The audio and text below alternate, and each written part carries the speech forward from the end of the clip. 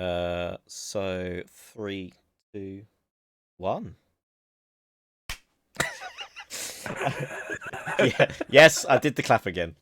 Okay, well, I guess intro time. Welcome to episode 2 of the PulsarFire Paddock podcast with myself, Pro Dragonfire, and my good man. That'd be me, Mr. Pulsar Man. Good evening. There we are. So back again. Apologies for the delay. Real life getting in the way again, and Pulsar Man's disease. Not diseased, I'm just slightly dying. I mean, could you technically say that we're all technically dying from the moment of birth as our body fails to regenerate the cells? Oh my god, are we going to go that deep that early? I thought this was supposed to be a racing. Yeah. So, ladies and gentlemen, the meaning of life. 42. Yeah, absolutely. But what is the question? Well, that is the question. Oh, well, a lot has happened in the world of Formula One. I don't know. End of a triple header. With the Austrian Grand Prix. Indeed. And my heart bleeds for Williams yet again. Oh, Mr. P11 again. How many times are we going to be saying Mr. P11 with Williams right now? Because I feel this season it's being a cruel mistress. It is being a very cruel mistress. I've got to be honest. I think if George leaves at the end of the season and moves to a vacant seat at Mercedes, which I still definitely think will happen, I don't think we'll be saying Williams in P11 for a long time to come, because Latifi's not looking anywhere close to that sort of level, and it depends who else they get in that second seat. But I do feel for George. I really feel for George. Yeah, a heart breaks for him because he was doing so well, and when they cut to the scene as well with Mr. Bloody Fernando Alonso hammering up behind George, and then they cut to the pit crew, and you just see them, and they're all like just holding their head in their hands and everything. It's just so cruel for them because they've worked so hard to turn this car around from where it was even a year ago. Yeah. It's a shame. I will be utterly devastated if by some crazy race happens and Haas pick up a point before Williams. I will be devastated, especially if it's Nikita Mazepin. Oh god! You need, well, what are there? 22 cars on the grid. You'd need at least 12 of them to retire and him to make it to the end of the race for that to happen, and make it within the percentage of race distance covered to be classified. Yeah. So what we're saying is it's never going to happen. That's what I'm hearing. I can only hope. I can only hope. But I mean, like, you're talking about George, obviously, it was quite nice to hear Fernando, and he was saying when he was closing in on the car in front, he was hoping to God it was anyone but George Russell, because he's a bit of a fan. Like, they've swapped helmets now, haven't they? They've done the whole autograph each other's helmets and swap them over. Yeah. Absolutely. Which that's always been an Alonso thing. I think he's done that pretty much every season he's been in Formula One now. He's always swapped helmets with drivers on the grid. Okay. I would love to see the collection he's got. I know it's moving away from obviously the actual F1, but Max would be interesting. I mean, he's raced with a lot of people. Well, this is it. Let's talk about Max Verstappen. Do we have to? Well, domination. I got to hand it to the guy. That's 2 back-to-back absolute domination races. I mean, you look at his fastest lap time in the race. So he got the fastest race lap with a 106.2. The next nearest was Carlos Sainz with a 107.7. And everyone else was in the 108s. Yeah. Red Bull looking dangerous. I think we're in for a good run to the end of the season between these two now. I think Mercedes got a bit of a fight on their hands, a proper fight. Not that sort of Ferrari half attempt. Yeah. See, now that's a really interesting view, because I don't think Mercedes do have a fight on their hands. I think the fight is already lost. Yeah, Really? Yeah, Wow. yeah. Okay. Oh, absolutely. I think the season is over. I think this is going to be a Red Bull season. I think they'll probably, based on the performance of Bottas recently, I think we'll see um, the constructors' title go into Red Bull. Hmm. Drivers' title will be Max. So I think the top four will be Max, Lewis, Sergio, and then fourth place could be Bottas or Norris or someone else at this point. But that's how I'm calling the top three ending the season: Max, then Lewis, and then Sergio. I think you got a good point there, because I mean, the gap between Verstappen and Hamilton is already Mm, 32 points. I mean, yeah, those two are in a world of their own, because like Checo's currently third overall, but he's like 46 points behind those two. So, yeah. I mean, it's nice to see another Red Bull driver up there. Don't get me wrong. Like, I think that's amazing. Hmm. Lando. Um, this guy is just amazing this season. I He is, and it's interesting because you called out Fernando Alonso coming up behind George Russell and mm, saying, "Oh, anyone but George." But Lewis had some very complimentary things to say about Lando after he followed him for a few laps and got past him. he What did. did he call him? A great driver or something? Yeah, he said. I think it was something along the lines of what a great driver Lando is, and Mhm. you're getting that sort of praise from a seven-time world champion. Yeah, you're gonna take it, aren't you? Oh, mate, I'd take it every day. Oh, and of course, Lando in his typical fashion played it down again at the end of the race. Very Yeah, humble, very he is. humble, and I like that. I like that. I think that's a good quality that he. I hope he keeps. I don't want to see him Yeah. getting big-headed and over top, you know. But No, I agree, and I think lots of people these days are big-headed and over the top. Sometimes because that's just their natural personality, mm, but sometimes because it creates headlines and gets their name out there. And Lando, I think, is just being himself, and I like that more. yes, yeah, he's just being your typical lad that plays computer games, you know, Yeah, and just streams when he can. this is it, and he just enjoys what he's doing. It's clear to see he's doing what he loves, and that's fucking awesome, awesome. Um, and Lewis had no answer to him. I mean, they even pitted Lewis again to put him on fresher tires in the end, and They did, but was that not just in a hope for a fastest lap? I That was I my assumption. I think it was, but then he was 1.9 seconds off of Verstappen's fastest lap in the race. Mhm. That is, I mean, Verstappen's fastest lap in the race is pretty much a qualifying lap. It is that fast compared to everyone else. I mean, we won't talk about Haas being a second off the back of anyone else, like, you know. Um, but Oh, shouldn't we? I actually we should, shouldn't we? Really? I, I, where did it all go wrong for Haas? They burst on the scene. They God, were great the first season. oh god, the first season was fantastic. Second season, Yeah. solid second season, and then the wheels have come off. Mm. I mean, Yeah. there was a lot of in-house stuff going on between Grosjean and Magnussen.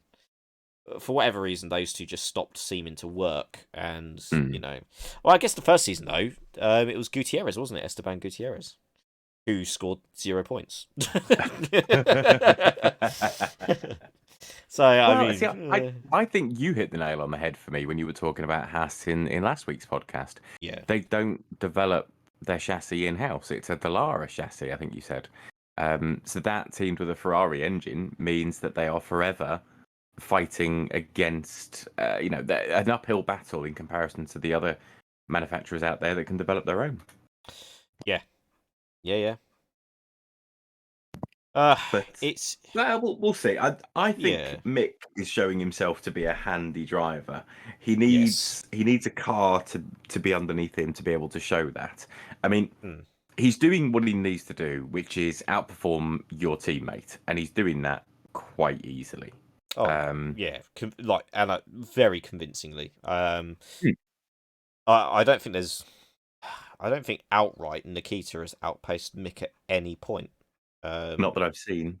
and then Well, when you factor in driver errors as well, I mean Mick's had a couple, but nowhere near Nikita's.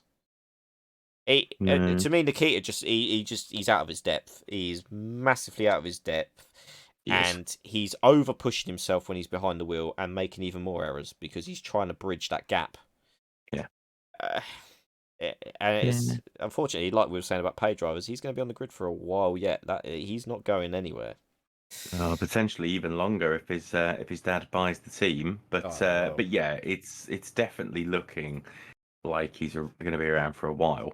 I yeah, was just having a quick look at some of the qualifying results. I picked a couple of races at random here this year. mm, In Austria, obviously, yep, there was half a second between Mick and Nikita in qualifying. To wow, put that into even more perspective, Mick Schumacher was actually only about 3/10 off the back of Nicholas Latifi. yeah, yeah, So yeah. he dragged that car up there. And then in Spain, the gap was 6/10 of a second. Mazepin did a 1:19.8. Oh, hang on.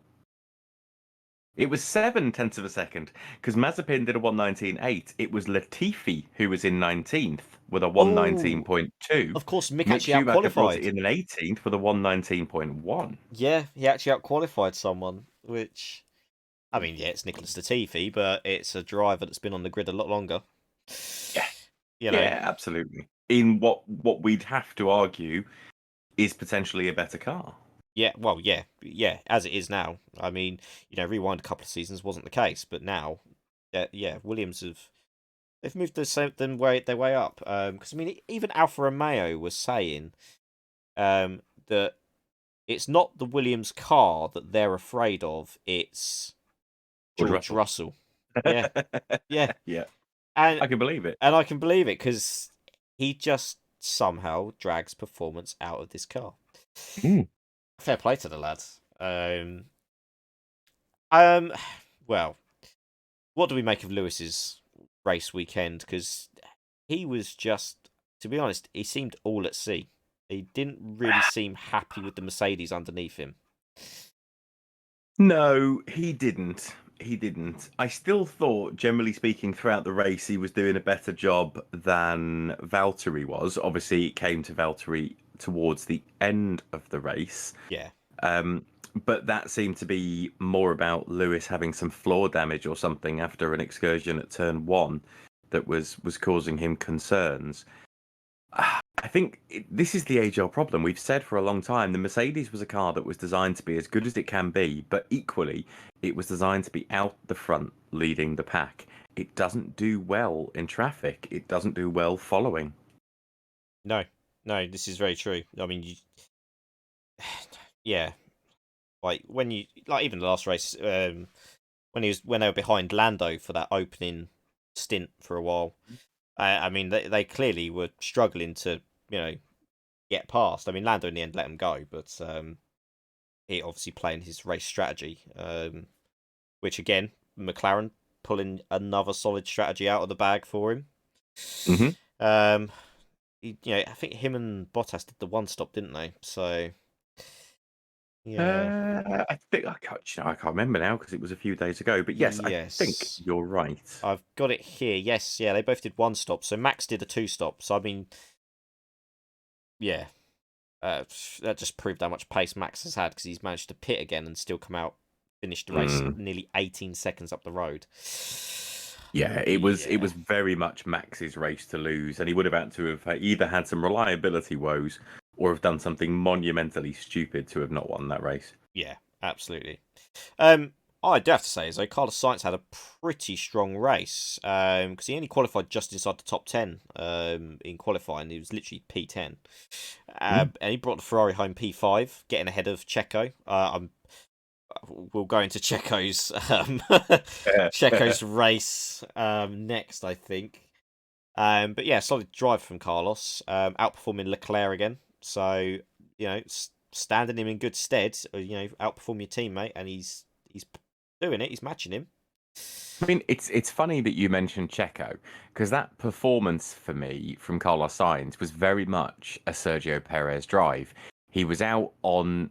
Hang on, I'm trying to remember which way around it was. He had the hard tires, didn't he? So he took the hard tires out because he was P11 and could choose the tires he wanted, and he treated those as gently and as softly as he could to take them quite far into the race for a single stop on the mediums, and then he could drive like his hair was on fire on a much better tyre when everyone around him was on the harder compound. Mm. It was a good strategy that worked out really well for him. Yeah, yeah, agreed, agreed. But he's always had that kind of ability. I don't know how he does it. Like everyone else struggling with tyres, this guy gets in a car, nurses them like beautifully, and There's it got to be just something in the genes. You know, his dad was a legend, or is a yes, legend. yeah, yeah, yeah, absolutely. Well, yeah, I guess still is really because he does occasionally do some stuff. So, Well, I was saying still hmm. is because let's face it, you know, he's not dead. Well, yeah, I suppose let's look on that bright side of the coin. Yes, yes. Um, Danny Rick. Seventh, I think he Mm, came home. he did. So he got some points. He was he felt like he was nowhere for me in the race. Mm, He had a couple of moments where he looked like he had a bit of pace and he'd be attacking, and then all of a sudden he'd be in the pits and right down in the thick of it at the back of the pack again. yep. He's clearly getting more comfortable in the McLaren, Yeah. but he's nowhere near as comfortable as our Lando is. No. No. He needs some time. Yeah. I I'm not mean, I'm not prepared to write him off yet though. no, I'm not going to write him off at all. I think a lot of his problems though are stemming from the Saturday because he's persistently missing out on Q3 where Lando is at the sharp end. If he can just lift himself just above the rest of the midfield runners, he'll have a much better race. Hmm? But he's spending the majority of his time just straight from the off having to battle with other cars that really he shouldn't be behind. You know, what is he doing down there with the Alfa Romeos and all that lot? I mean, he shouldn't be down there, but it's just the way No, he it's working shouldn't. out. And I hope he improves. I hope he does improve. Um, let's see. P8 was Charles Leclerc. P12 on the grid to P8. A pretty quiet race from him, really. I didn't really see much of him at all. No, I didn't. And obviously, you know, you have to bear in mind that we see what the television companies are presenting to us, but that would indicate that there was nothing particularly exciting about his race. It was just sort of a steady plod along. But that seems to be very much the case for Ferrari this year. Yeah, yeah. Car's very hit and miss, isn't it? I mean, some tracks, they're competing for a podium, then they just disappear again. It's like, okay, Ferrari, come on now. Yeah, well, I mean, there was the back-to-back poles, wasn't there? Monaco and Azerbaijan. Yes, yes, there was. Um, Yes. But that fascinates me because Ferrari's always been a power car, or at least in the most recent years, it's all been about straight line speed and power. Mm, So yeah. I could sort of see that at Azerbaijan for that massive long straight and the two or three long straights in between. Monaco's quite a technical circuit. So is that just Charles with his local knowledge pulling it out the bag, or I don't know? Yeah, yeah. I mean, because he was flying, he was absolutely on it for pace at Monaco. Obviously, shame about what happened at the end of qualifying in the end. Yes, And obviously the knock-on effect basically essentially cost him a race. it did. Yeah, and but yeah, that was a surprise because I did not expect the Ferrari to be up there in that Grand Prix. I just did not see that, and No. all of a sudden it was there, and I was like, okay, we've got a bit of a flip on our hands here with who's going to be at the sharp end. Mm. Yeah, it was a Um, shock to me. yeah, absolutely, absolutely. Um, did we talk about Checo? Did we actually talk We about didn't. Checo's? No, we didn't. We Let's did go. not. Let's go back to Checo. His race got a bit messy right from the start. Um, Obviously the Lando incident, getting pushed off the track at turn. I don't know what they want to call it because they count some of the kinks in this track now, which should not be corners. But Yeah, true. the clumsy, we'll call it the Albon corner where Albon went off after Yeah, getting decimated by Hamilton. We'll just call it that. works for me. What I've got to ask the question of Checo, being the experienced driver that he is now. Yeah. Was it really a wise idea, bearing in mind you're on the opening lap of the race, to stick it round the outside? Well, not the opening lap of the race, but the first proper racing lap of the race because of the Hmm. safety car. But to place it round the outside like that when the gap is only ever going to get shut off due to the nature of that corner. Yeah. I agree. It felt like an ill-advised move. It didn't Mm. feel like it was going to work. But there was two incidents with Checo that got penalties, wasn't there? Yeah, so I mean that first one, Lando got the penalty for that. Yeah. And then Checo, in his, I guess, frustration and wanting to come back through the field, he then has two separate incidents with Charles Leclerc, Mm. and he basically did what Lando done to him He did. at the same corner, and then just further round for the second one, and it was just getting messy. It was. It was. I mean, the fact that Checo will have been told on the radio that Lando got a penalty for what happened between them, for Checo to then go and repeat the same mistake again felt ridiculous. The mm, second one that he did after that was even more bizarre. But yeah. I'm going to go out on a limb here, and this may not be a particularly popular theory. I don't think any one of them was a penalty. I think they were all racing incidents. These were racing drivers with their elbows out, fighting for the same bit of track, and I don't think penalties should have been issued for any of them. Absolutely, yeah, couldn't agree more. I was sitting there watching this, and it was just a case of the stewards were essentially just penalising everyone for everything that day. I don't know why. And Mr. Massey, who's the race director, and like obviously it's a very like, high pressure job that he does, and I get it.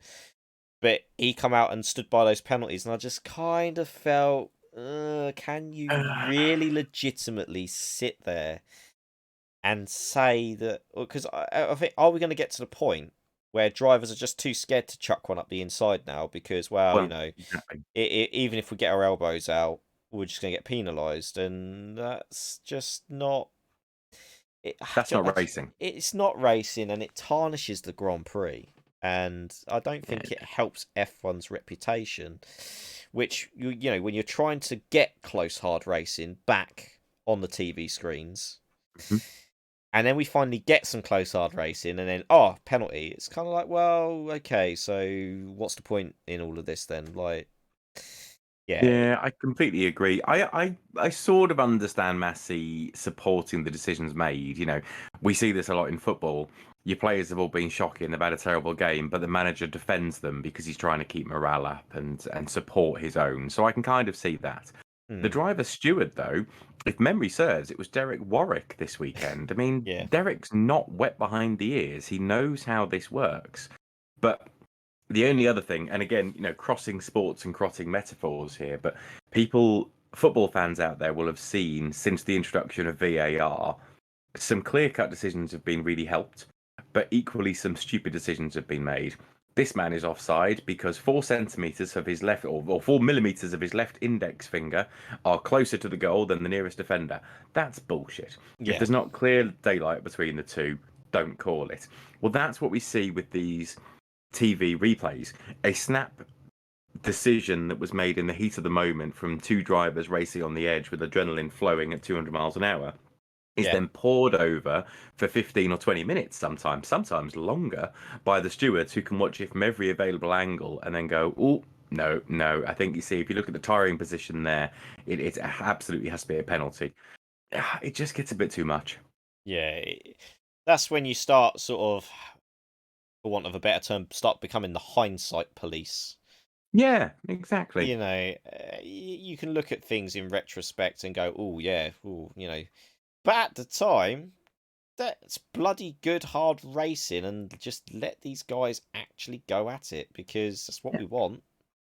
You Yeah, know, absolutely. Dangerous play, foul play, something that's absolutely cast iron, obviously wrong. Dan Tickton. Causing anything that Dan Ticktum does on a racetrack, absolutely. Then yeah, by all means, issue penalties, slap them on the wrist. That's what they should be there for. What is dangerous? Yeah, What I saw in Austria was elbows out racing on a on at least one occasion, maybe a little bit far, but it wasn't dangerous, and therefore it's down to these professional drivers who are the best in the world to be able to make that judgment themselves and back out of a poor situation, line the car up for the next chance. yeah, yeah, absolutely. Oh, yeah, it was a bit of a rough ride for Checo. I'm sure helmet will probably have his usual discussion that he has with Red Bull drivers, as he makes a good point of doing all the time, just to stir the pot. Probably. But the point is, in Yeah. stark contrast to Albon last year, Checo still managed to bring home points and Max won the race. So, Yes, exactly. So, they're in a much better position this year. You know, and Checo is able to, like, Albon just seemed to, if he had an incident or something like that, that was it. His head was gone and the race was gone, and you might as well just pull the car in the garage. Really, just save the parts, because there's no point. Another chap though who did continue to score points, but he did go backwards in the race, Mr. Pierre Gasly. yeah, he wasn't quite on song this weekend. No. I mean, he didn't have a great Styrian Grand Prix. He retired on lap 1, didn't he? Yes, he did. Yeah. I kind of thought he'd pulled it back massively because he qualified P6, and I thought, bloody hell, he's back up there again in the AlphaTauri. And then just sort of faded in the race. Just ends up finishing P9. I was like, that's unlike Pierre. Pierre's usually a bit of a fighter, but Yeah, but and this is where you have to bear in mind in Formula One that certain cars will suit certain tracks better yes, than others. It may just be that this isn't a great track for the AlphaTauri because Sonoda was outside of the points. yeah, he was. Yeah, I think he was what, P12. He's beyond George anyway. Yeah, he was. Yeah, and of course Alonso, the devil that he is, picking up the last point. I mean, fair play to Alonso to charge through and take that last point. I just, it's another race though where he's had phases in the race where he's seemed like the old Alonso, and then parts of the race where he's way off, struggling. It's like we haven't really got the full Alonso back just yet, but he is still outperforming Esteban Ocon. Of course, Ocon Yeah, was out on the first lap. Was it he was indeed. top of the hill or something? He wedged himself in between two cars. I mean, Yeah. at that point, like, it's just, you're just risking way too much there. Bearing in mind the drivers that he had left himself surrounded in by qualifying P17. Yeah. Yeah, like, Hadn't done himself any favours. no, because if anything happens in the midfield, you are basically first to go tearing into that mess. And sure enough, he didn't disappoint. So a non-classification for Esteban. Yeah, he didn't really have the car in a good position, and you could see by the way he was soaring at the wheel and unsure whether to go left or right. He was being really indecisive. I know it was a difficult place to be in, but it wasn't made any easier by some poor choices made by him. And No. bear in mind, this is a guy who's just been handed a new multi-year contract as well.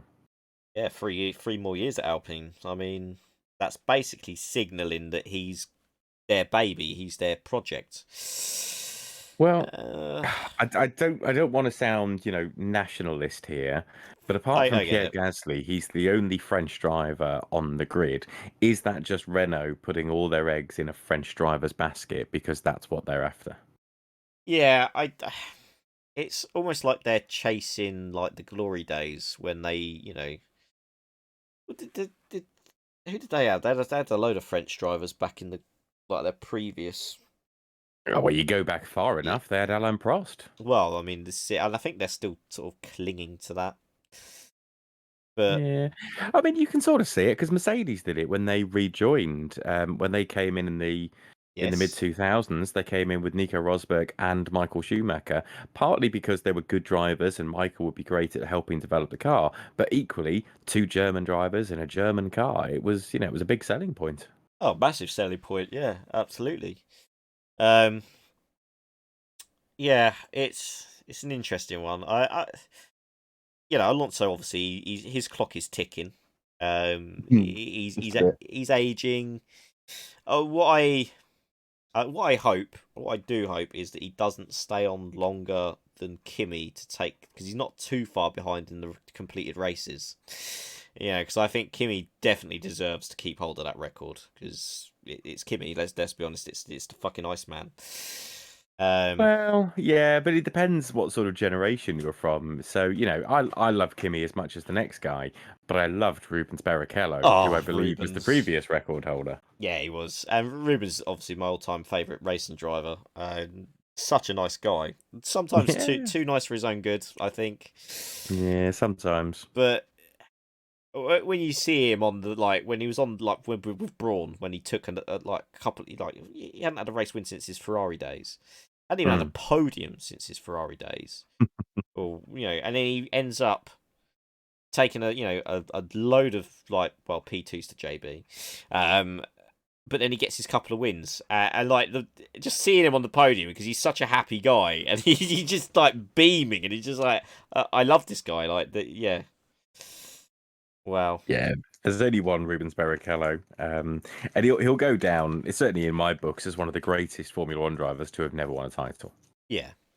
I mean, to be honest, I mean he timed his move to Ferrari at kind of the wrong time, but also the right time, but the wrong time. Yeah, it was probably the best Ferrari car that there had been for Oh yeah, years. yeah. But The team, going man. up against Michael Schumacher was a tough argument for anyone. Yeah. And unfortunately for Rubens, that's kind of what done his legs. But if you want a driver who's going to fulfill that second role, there isn't anyone else I'd rather want, to be honest, because Rubens, he was a damn steady peddler. Mm. And on his day, let's not forget, on his day, he could be the best of the best. I mean, look at his debut win at Germany when he stormed through the field, and the overtakes he was doing were incredible. Like, he was just full on committed. And I always remember him crying on that podium when he took his first win. That was Yeah. just incredible. Oh, and of course his sons are racing now. Eduardo. Yes, I'd heard that. Are they racing in Brazil or? So they're in Brazil at the moment. I think one is flirting with single seaters. I know Eduardo has been doing some Brazilian stock car testing alongside his father, because obviously Rubens still Mm, races in the stock car series in Brazil. right. And now Eduardo has stepped up to be driving. While we're on the subject of it, that video of Rubens being taken around the track for the first time by his son in a racing car, and Oh yeah. he just starts crying, and it's just like, that is a proud dad right there. That is one proud fucking dad, and you Yeah. could just see it. He was absolutely made up. Yeah. I think that's probably the most beautiful thing I've ever seen. Alright, I'm going at it. Fuck your Twilight love story. There is never a Oh, better love bollocks. story than Rubens Barrichello and his son crying as he's being taken around. Yeah, that was deep. That was deep. I love it. No. I love I it. don't know. Is it as good as Riccardo Patrese taking his wife around the circuit and her screaming at him all the way around? Riccardo, slow down! Yeah, there is that. And do you know what? There was another driver who done that recently around the Nordschleife, and I can't Oh. remember. Yeah. He's got his missus to go in the car with him on the proviso. He's just going to take her around to see what the track is like. However, they're in a Porsche GT3. So you know straight away where this is going. And I can't remember the name of the driver, and I think it's definitely a German driver, but he just boots it the moment he gets out on the track, and you can see her like white knuckled, clinging to the seat, just screaming. And it gets better and better, like the further in the track you start going. Oh, yeah, yeah, good, really good. Um, I know we mentioned Yuki Tsunoda, well, touched on him briefly. We did. Coming back to Formula One. He qualified a stunning P7. I thought it was a really good qualifying performance from the young Yuki, and finishes P12. Yeah. I just I'm seeing enough promise from him yes, that I think there's a decent future in that boy's or a decent career in that boy's future. He'll make something of himself and he'll be there or thereabouts. I'm not sure yet whether he's got what it takes to be a world champion, but he might end up, by the time he retires, he might end up with a few race wins under his belt. So I've got a lot of time for him. yeah, I got a lot of time for him. I like how he sets himself a very high standard. Not a lot of drivers are very like that. They kind of just, I don't think Albon ever kind of pushed himself to those levels that Yuki holds himself to. Um, No. I think it's just a mindset. I guess it's a mindset thing, isn't it? It's just you've either got that mindset or you haven't. And Mm. Yuki, quite rightly, he wants to be the best, and that's where he's holding himself. And do you know what? Fair play. Is he possibly setting himself up to disappoint? I mean, because I know, obviously, what's his name? Helmut Marko already sort of had words with him, didn't he?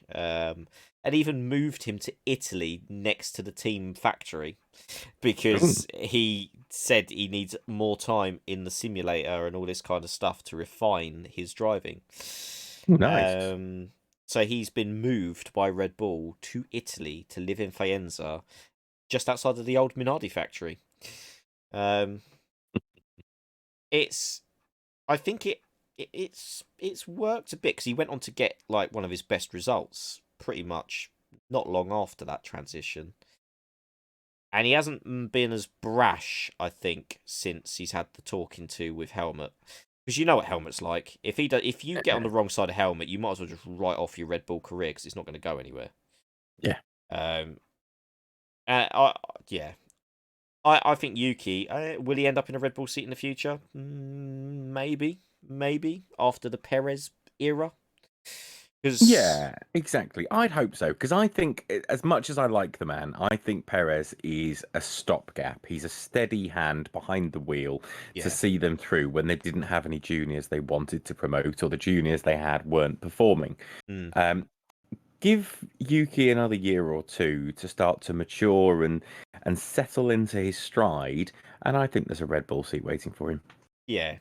And do you know it's probably quite a smart decision by Red Bull actually, if you think about it. So you bring in an experienced hand like Checo for a period of transition in the Formula One with the regulation change.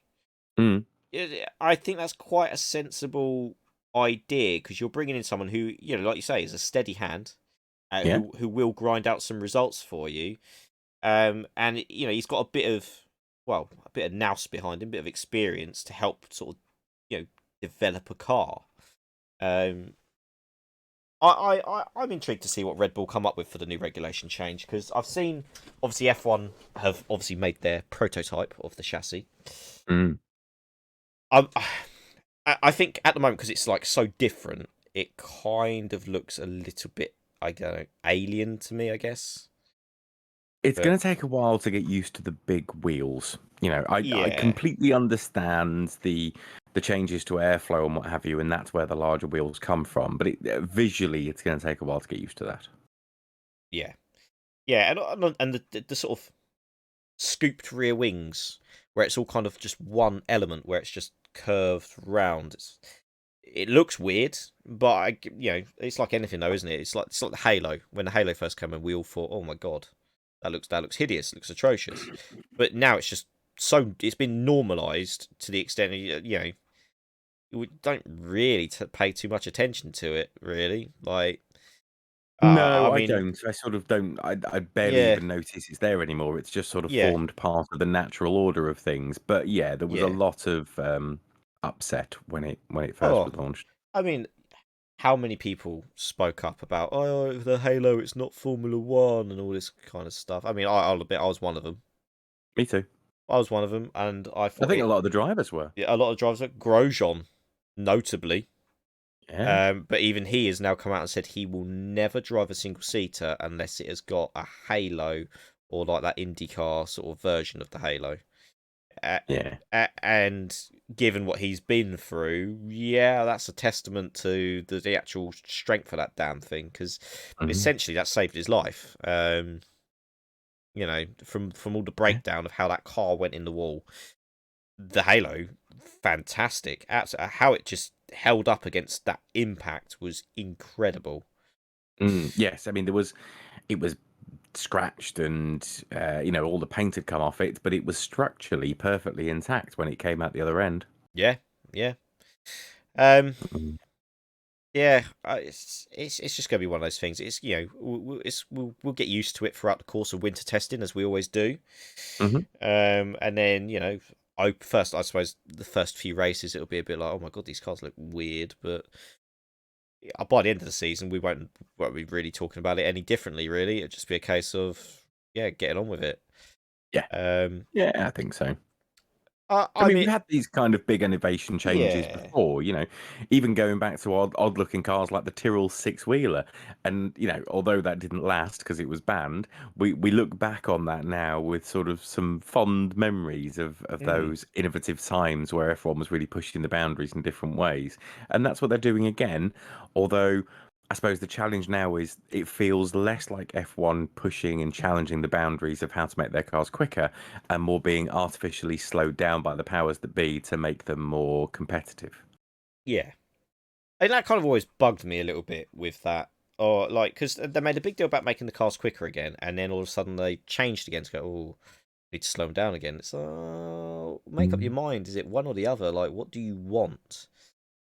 I mean, for me, I think you probably feel pretty similar on this. I still don't feel I have the sensation of the speed that we used to have with the V10s and the V8s.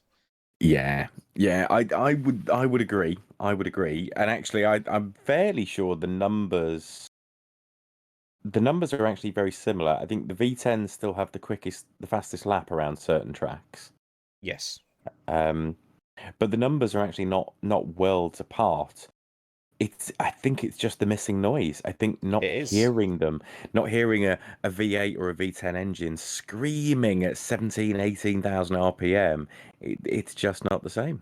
No, it's For me, that's been a big part of what's missing because you know uh, I was watching F1, early 2000s through with the heyday of the V10 era, and then obviously I didn't like the change to V8s, but hell, I'd rather go back to a V8 now than what we got now. Like yeah, yeah, it's just Mm. missing that atmosphere. It creates the atmosphere. It creates that.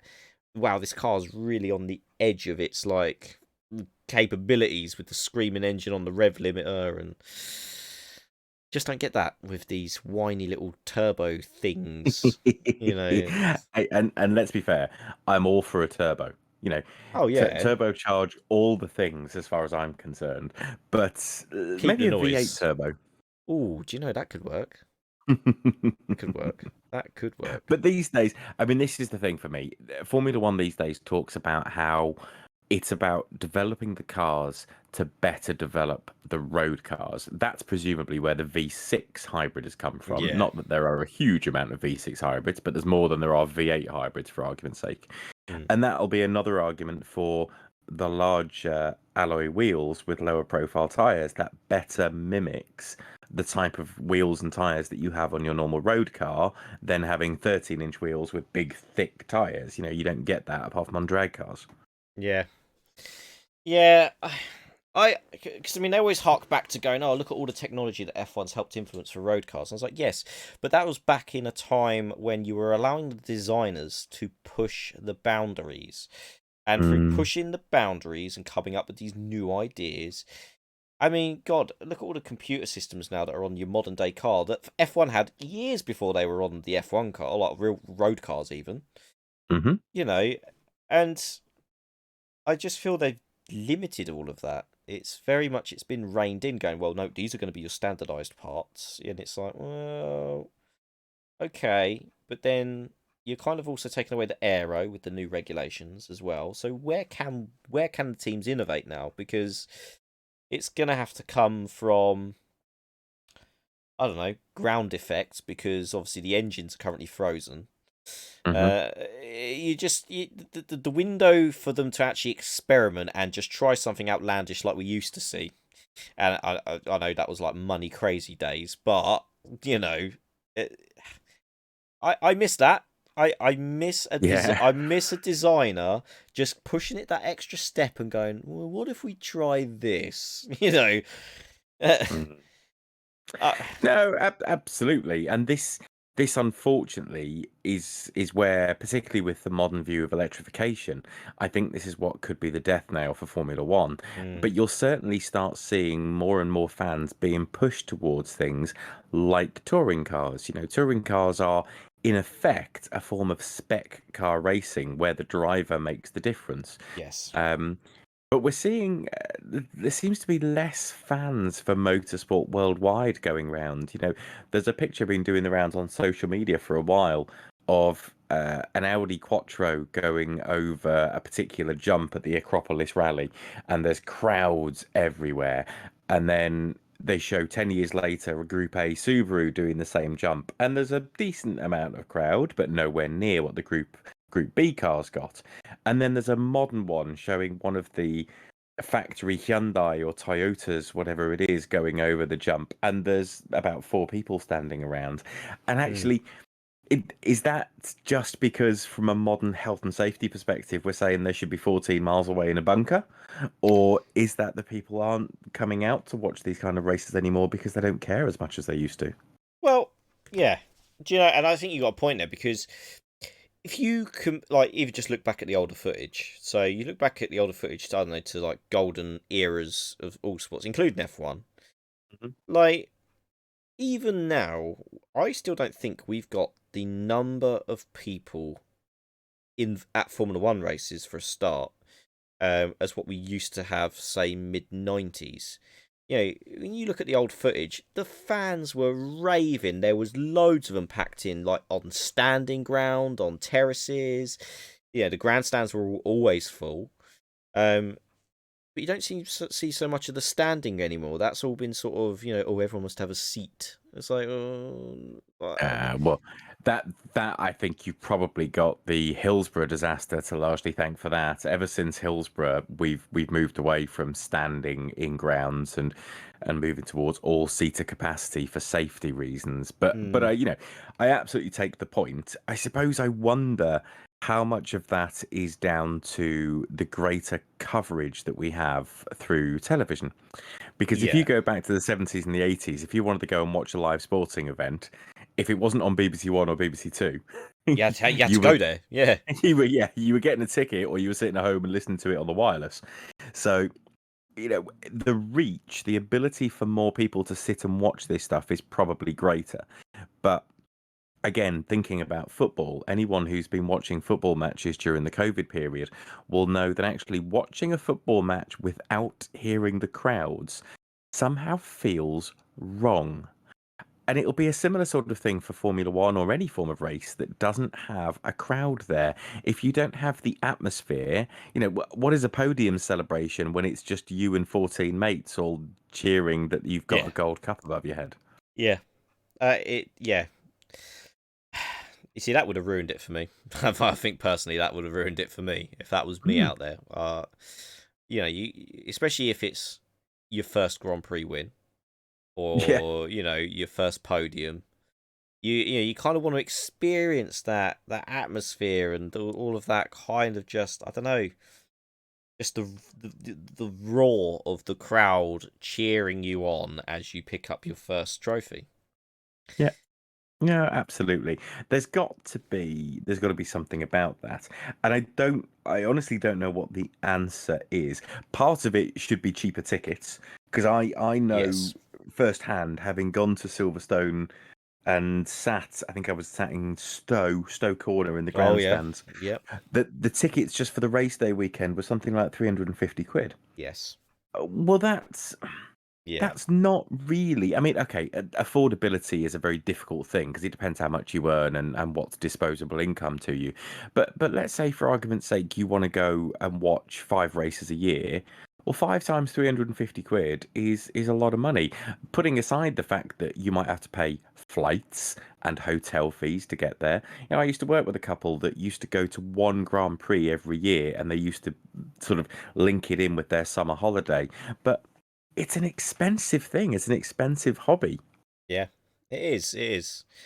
Uh, I mean, I guess that's why I want to go to sort of more club level sort of stuff. Just it's cheap. You can afford to Mm. go to it. And there's some great racing in the lower categories at the cheaper prices. I guess another big hindrance to the cost of Formula One tickets is the ridiculous fees that the tracks have to pay the Formula One body to Yeah. host a Grand Prix. And for some of them, it just makes some of them it just makes it completely just ludicrous to even consider hosting a Grand Prix. I mean, look how many times we've nearly lost Silverstone off the bloody calendar. You know, Yeah.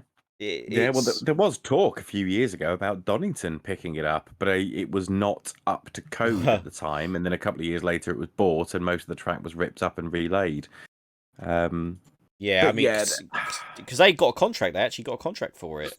And then yeah, the thing that really pissed me off with that is one, that actually there's a number of things, and screw it, I'm going in on this. go on. That fucking developer that brought Donington Park, my god, right? So they brought Donington Park, they got the lease, and they're like, yeah, we're going to turn it into a Formula One venue, and you're thinking, oh, great. So all you need to do is add in a few grandstands here and there. You don't need to change much because it's a fucking great track. And then they come in and they remove the bloody Dunlop Bridge. I mean, who does that? For a start, no, I'm sorry, that needs to be fucking reinstated. Two, this is number two that really pissed me off. They removed the Spitfire from the hillside as you go down the Crane of Curves. Is that gone? That's gone. They got rid of that. They got rid of the Spitfire. And do you know what they then did? So that nice hill that you used to be able to sit on, I don't know if you've ever been to that view spot. I have sat on that hill Yes. watching races. Yep, World Series by Renault. When it was free entry, I used to go there and sit on that hill and watch the World Series by Renault there. That's when Nico Hulkenberg won the Formula Renault Championship. Sitting on that hill. Oh, yes, but what did this developer do? They took a massive fucking vertical chunk out of this thing to flatten it so they could put a grandstand on the hillside and take away the vantage spot. And that was just disgusting. Thank God, when that all went tits up and that developer went bust, the original leaseholders took back the track and they restored that hillside, but they never restored the Dunlop Bridge. Actually, there's another thing that I've also forgotten that they ripped up, and I'm disgusted about this as well. The old commentary box used to be down at the old hairpin opposite the old viaduct, the half of the viaduct. There used to be a little bridge that come out of there with like a little jet car on the top. You might remember it from Toka Race Driver or Toka Touring Cars. Yeah, vaguely, yeah. Right, to the right of that, so on the infield section where that hillside was, the commentary box was actually designed and shaped to look like a spark plug, and they removed that as well. Absolutely disgraceful scenes that they've done to that track. But the current owners have admittedly done wonders. They've got obviously the new pit complex got put in. Track was, like you say, was all resurfaced. They restored the hillside, but they haven't been able to restore any of the other parts because they were disposed of by that contractor. Marvelous. My rant on Donington over. Well, no, let's keep the rant going. Okay. If memory serves, didn't the developer also sell the rights and then it became Simply Sausages Donington? It was a sponsored racetrack as well. Sorry. Do you remember that? Simply Sausages. Was it All right. Is that what you said? Simply Sausages. I do remember the advertising hoardings all around the track. I didn't really pay. I'll be honest, I didn't really pay much attention to that. That does sound like something that these people would have done. Hang on. Could you imagine having the Simply Sausages Donington British Grand Prix? So I don't know if this is just folklore or not, because everything I'm finding about it Google-wise all comes back to Top Gear. And I don't know if it was just a Top Gear joke. Hang on. I've got to look at this as well now. But there was definitely there is. I found a photograph here on someone's taken on Flickr with a Simply Sausages sign. Yeah, I see it. What the? Why? I don't know. Now I'm looking at it, maybe it was just a funny Top Gear joke. If not, the impression given was that it was sponsorship and it was bought and sold off in the same way, again, using a lot of football metaphors this week, but in the same way we see football teams signing away their stadiums. So, Arsenal don't play at Highbury anymore. They play at their new stadium, which is the Emirates Stadium, and that's Mm, because Emirates will have put a huge amount of money in towards it sponsorship wise. But that's what it felt like. yeah. Oh yeah. Um. Yeah, you are right. Simply sausage. Yeah. I just God. It's a funny old world, mate. But sticking with the theme of the amount it costs to actually get a race on the calendar at these circuits, a lot of this is probably what's driving Formula One to go to countries like Azerbaijan, like Vietnam, countries that have money and are willing to pay to have a race held there rather than the other way around. Hmm. Yeah. True. I mean, there's some very interesting locations on the calendar, and it's not surprising to see China, Malaysia, Dubai, countries that have money and are very much developing and are looking to act more like countries of the Western world, and the more developed countries that Mm. they've aimed towards are all now showing that kind of investment. They don't Yeah. have great racetracks because they don't have any pedigree for great racetracks.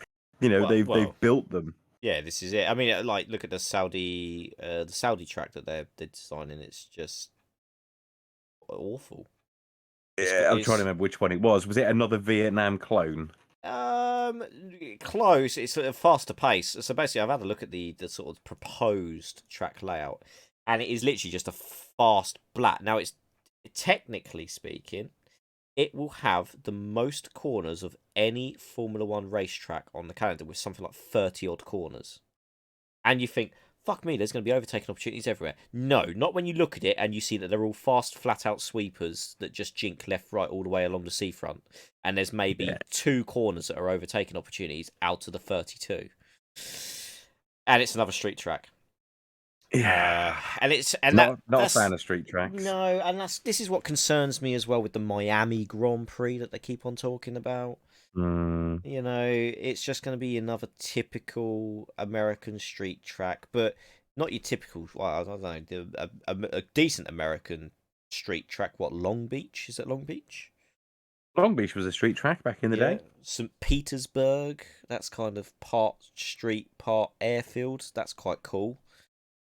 They're- But when it's like a glorified gimmicky thing, oh, it's going to go around the Miami football stadium. Ugh. Please, we've seen that in Sochi, and look how that worked out. Yeah. And obviously, let's talk about that. Moving from Sochi. So I don't mind the Sochi racetrack. As modern racetracks go, I think Sochi's okay. So I'm a little bit saddened to see they're moving away from it. But Yeah. I've seen some mock-ups of this new proposed St. Petersburg track, and it looked like any typical modern shit track. But I'm willing to give it an opportunity to see how it And runs. you see, yeah, Igora Drive, that's what they're calling it, Igora Drive. Yeah. It's got 15 corners. Um, it's going to run anti-clockwise as well. Um, Yes, I think I'd read that because there aren't many yeah. circuits that run anti-clockwise. There's not.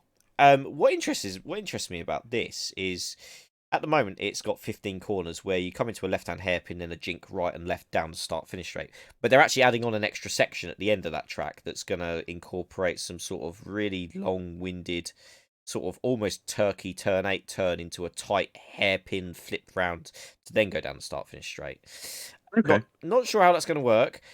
But Michael Massey has come out and he said he actually believes that this will actually surprise a lot of people because it's got one thing a lot of modern tracks don't have, and it's got substantial elevation changes and off camber corners. Ah. So I'm cautiously open minded about this potential track. Because don't get me wrong, like whenever we've raced on like Sochi on the F1 games, Mm, it's a great track to drive because I love driving that fucking track. It's me got a too. really good flow to it when you're actually behind the wheel. It just isn't great for the TV cameras unless you've got Bottas going into the side of Kimi Raikkonen again. You know, but you know, Yeah.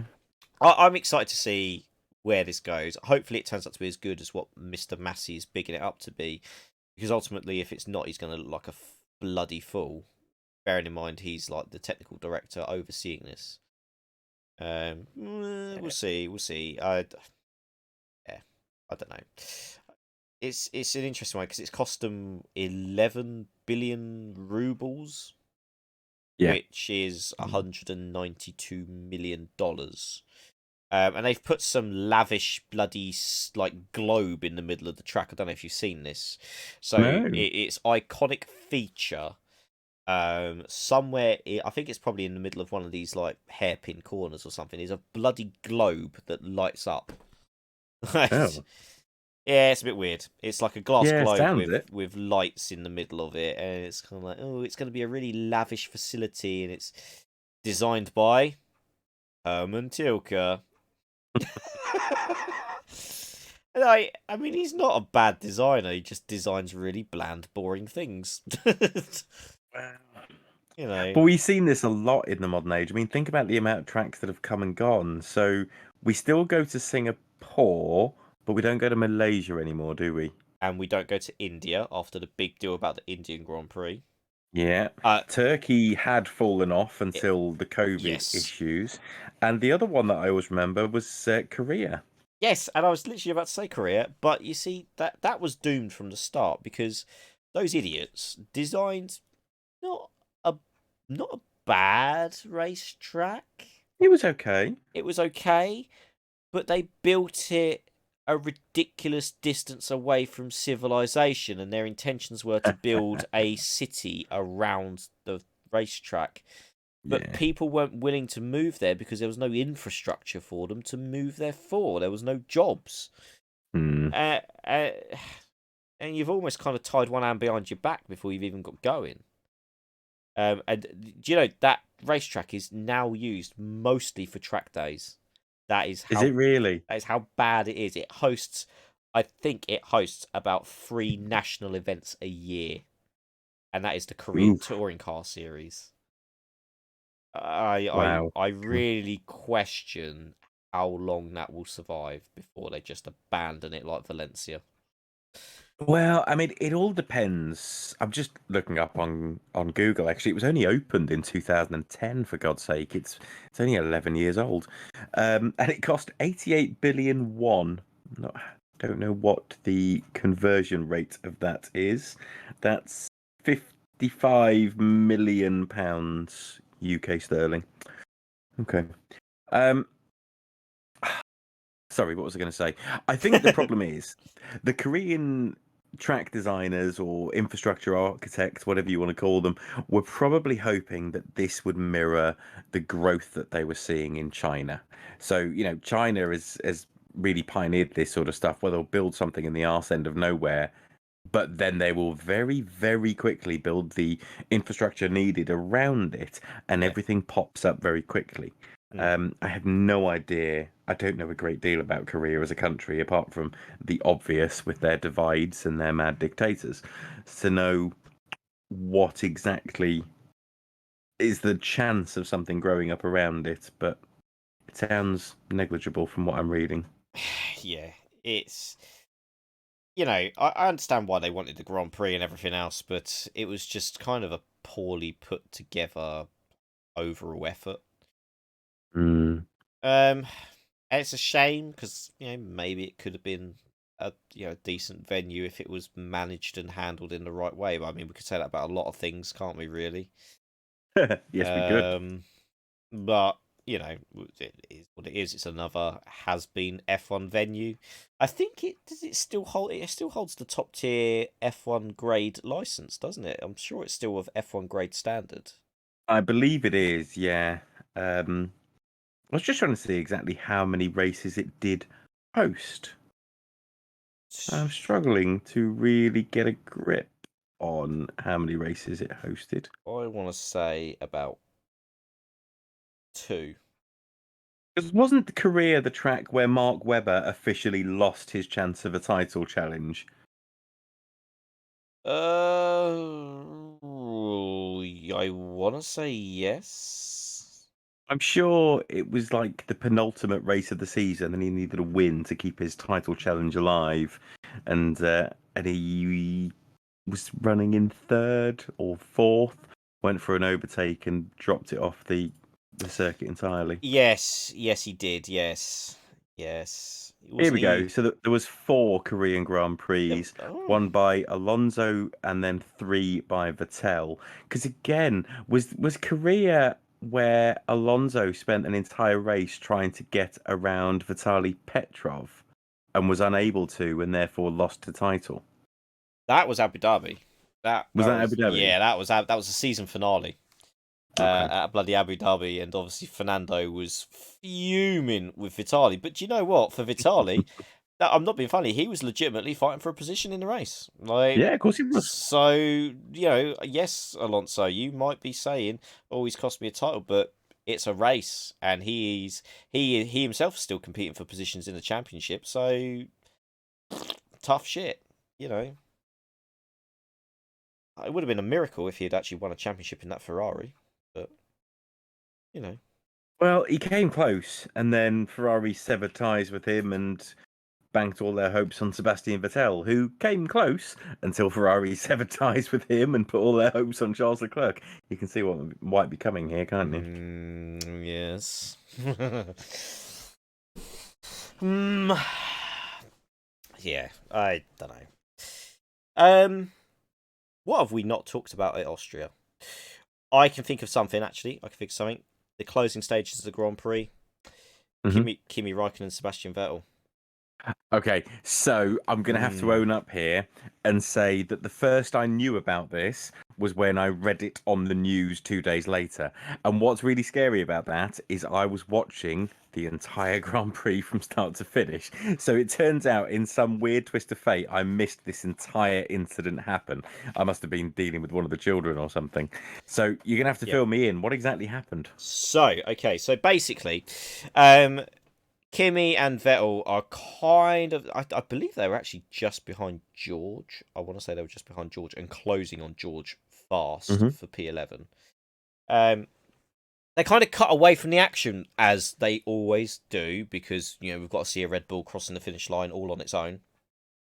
But whilst they were focusing all of this, I noticed on the TV graphic to the side, two names falling rapidly down the race order, and Kimi Räikkönen and Sebastian Vettel, and they were just tumbling as all the other cars were driving past them, and I was like, "What the fuck has gone on there?"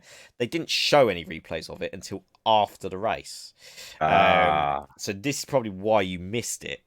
Essentially, same corner where Lando and Checo had their to do at the beginning of the race. Closing stages, Kimi and Vettel basically. I'm trying to think if it's. I think Vettel was just in front.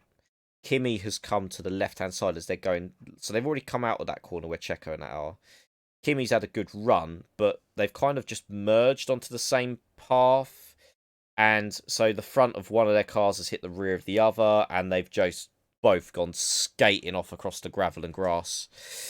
Okay. So I've managed to find a Have you got the clip? The clip of yeah, it? I've got a clip Yeah. on YouTube in front of me.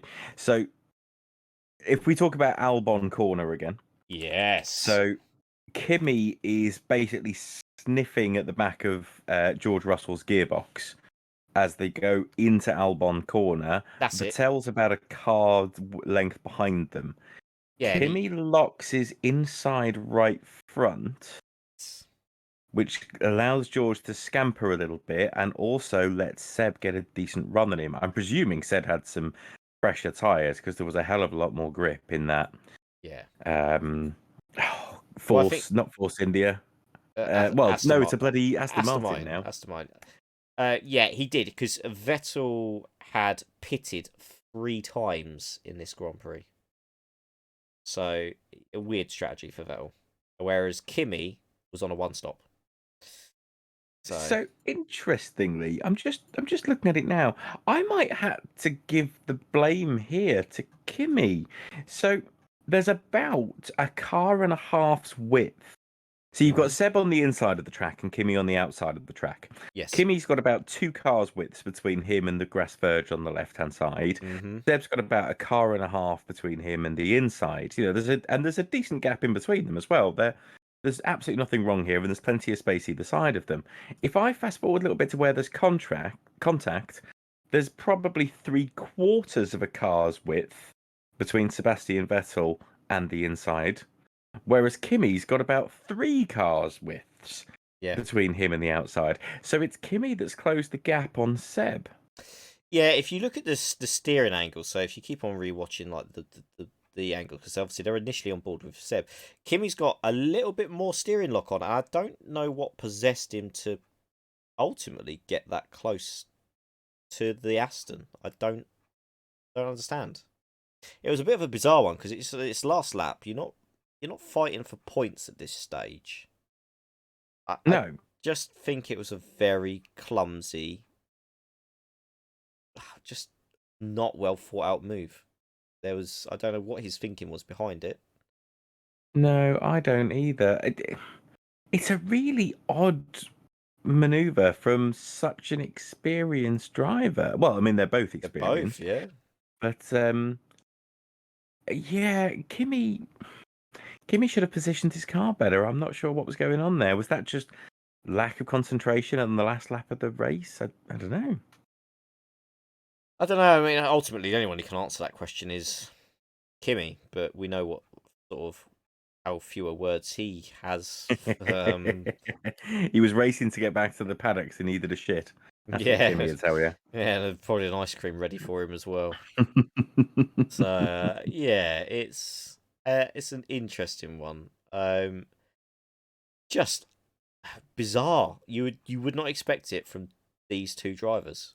No, no, it's the sort of thing I would expect from two very young and inexperienced drivers. If I saw Latifi and Mazepin doing something like this, Oh yeah, wouldn't surprise me at all. Oh, yeah. no. I'd just be like, yeah, that's Nikita, Yeah. But it's not. It's two drivers that between them have got 5 world titles. Yeah. Interesting. Very interesting. Yeah. Uh, what do you say to it? I mean, just clumsy. Very, very clumsy. Um, do you know the only thing that bugs me with where the way they declare the race results is if they're like 2 laps down, you don't see the gap between the drivers that are 2 laps down. Yes, that's true. They just show us one lap further down the Yeah, order. because I would love to know what the gap was between Mick and Nikita, because they're both 2 laps down. But I don't know.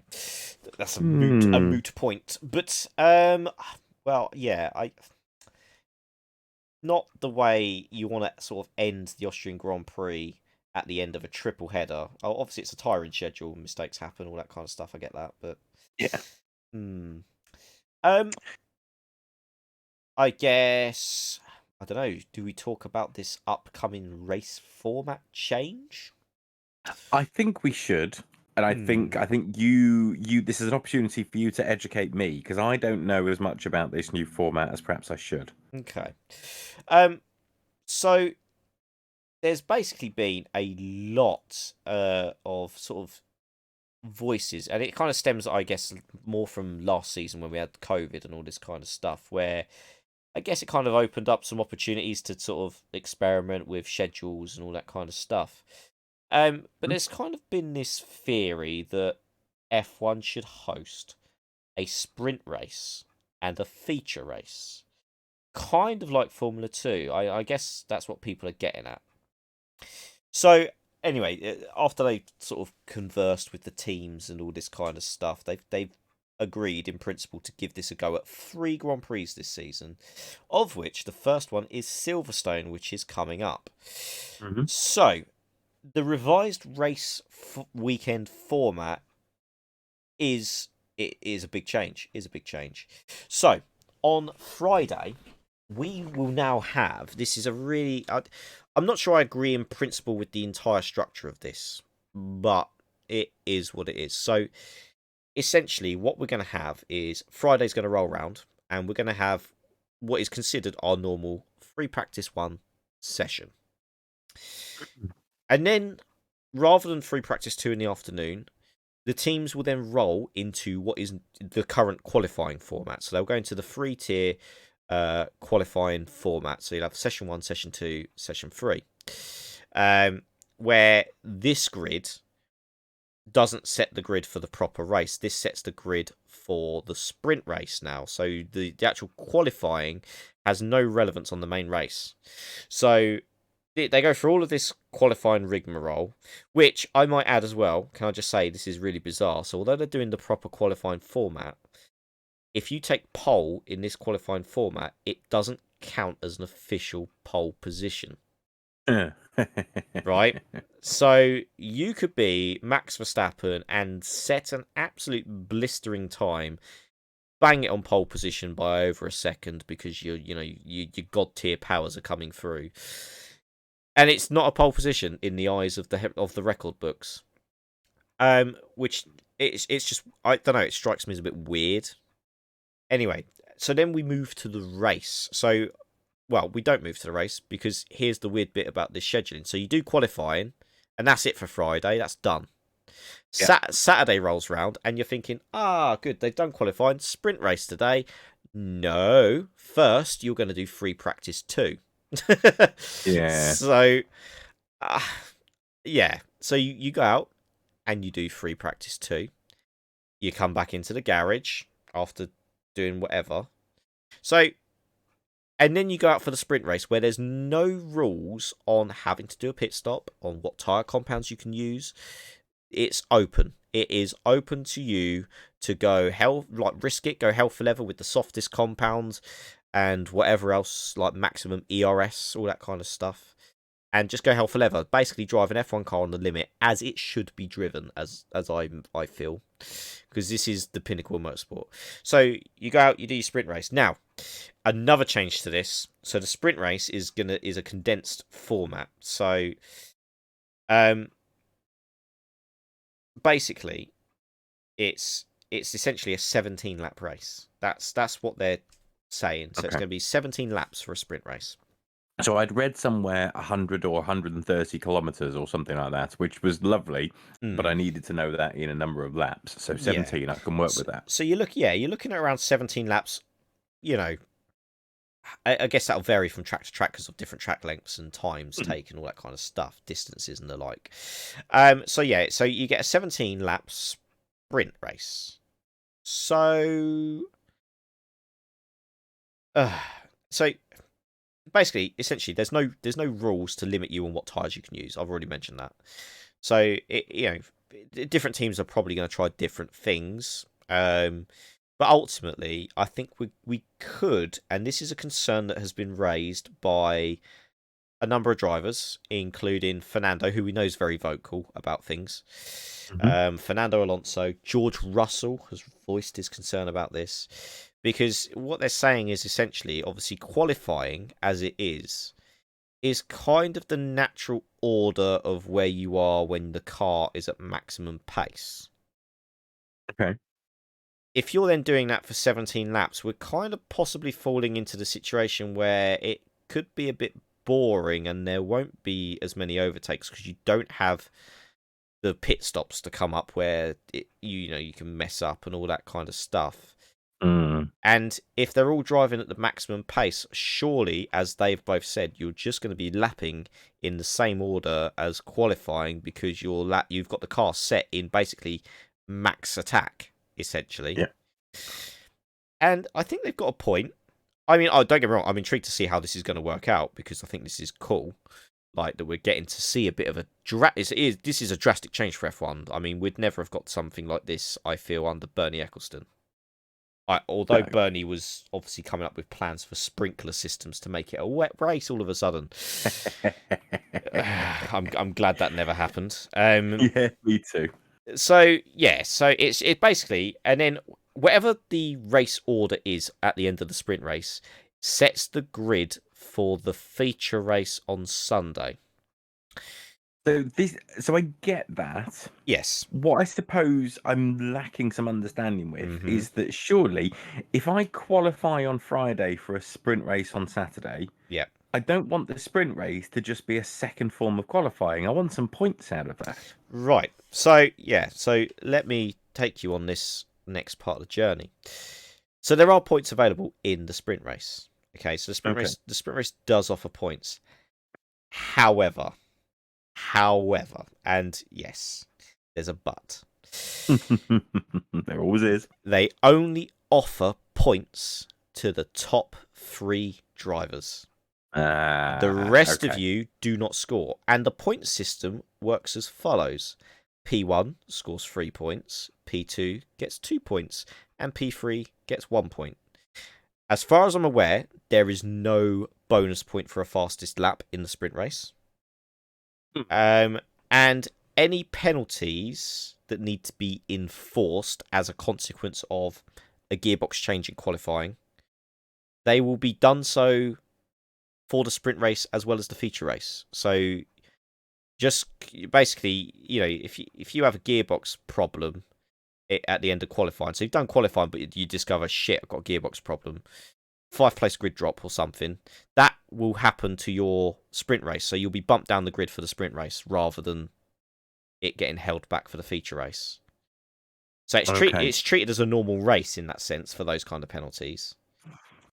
So that's interesting. So you could, if you come out of the Austrian Grand Prix and you know your gearbox is on your last legs and your engine's on its last legs, you could, knowing that you weren't ever going to get better than fifth or sixth, take a penalty for replacing an engine and a gearbox and finished plumb last in the sprint race because of all your penalties, but be ready to go for the feature race. And if you weren't ever thinking you'd get any points in the sprint race, it doesn't do you a jot of harm.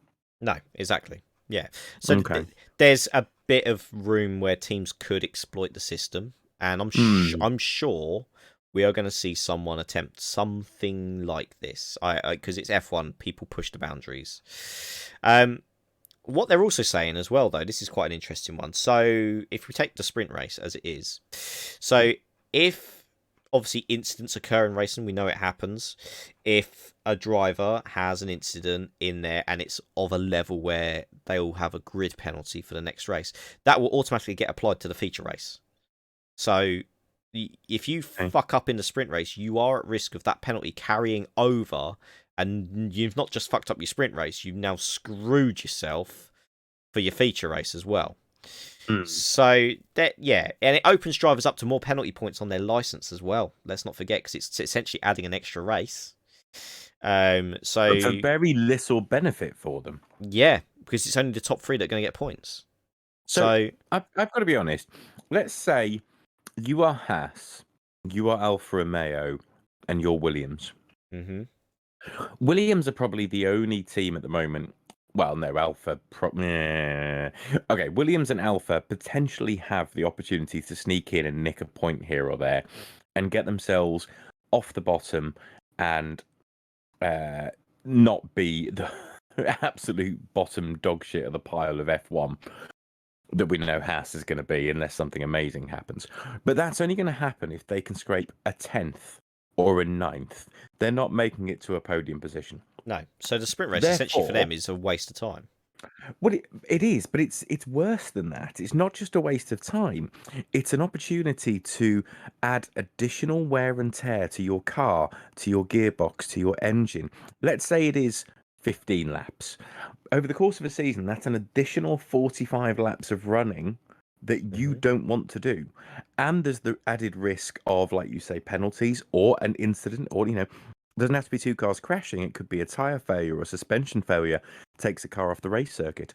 Hmm. I wouldn't be surprised if you see certain cars or certain manufacturers pulling straight in the garage.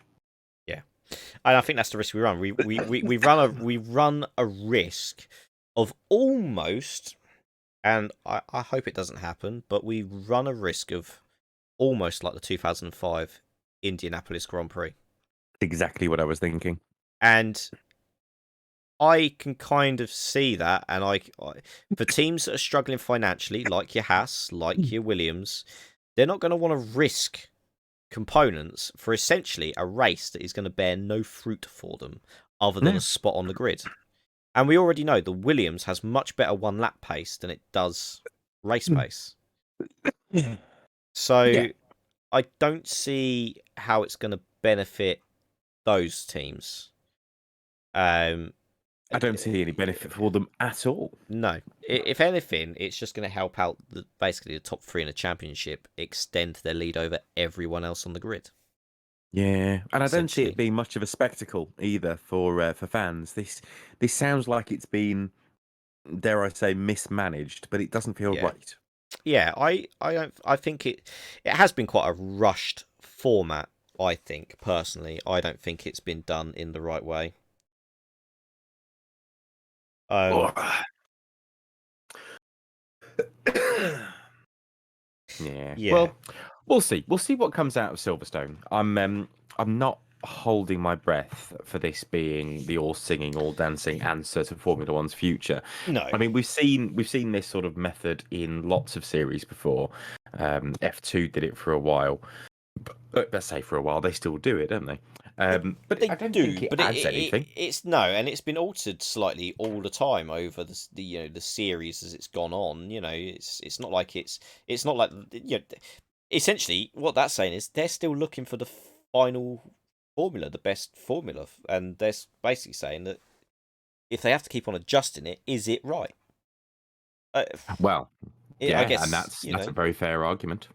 it's an interesting situation. I mean, I think if you got sprint races and feature races, it works better for single chassis series like your Yeah, Formula 2s, like your Formula 3s, because it give it and they do, and admittedly they do the whole reverse grid thing. They do the reverse order of like the top 8 or the top 10 or whatever it is they do in each series. So yeah, I know that was touted, but that was heavily rejected for F1 though. yeah, because the biggest teams aren't going to want to suddenly like say for instance if you're Lewis Hamilton and Mm. you're in say we rewind to his dominant seasons where you win you go out there, you blitz the field, you win the race, and then for the next race, they go right. You're now starting P10 in the middle of the field, where you've suddenly, oh shit! If someone just dives it up the inside, like I don't know, like a missile, like a Vitantonio Liuzzi Hispania at Monza when he just sailed in across the grass like a hero and fucking wiped out God knows how many people. All of a sudden, that's why the bigger teams are suddenly like, no, no, no. It's bad enough when we qualify poorly. We're not just going to willingly put one of our cars down to that sort of thing because that can change the course of a constructor's title.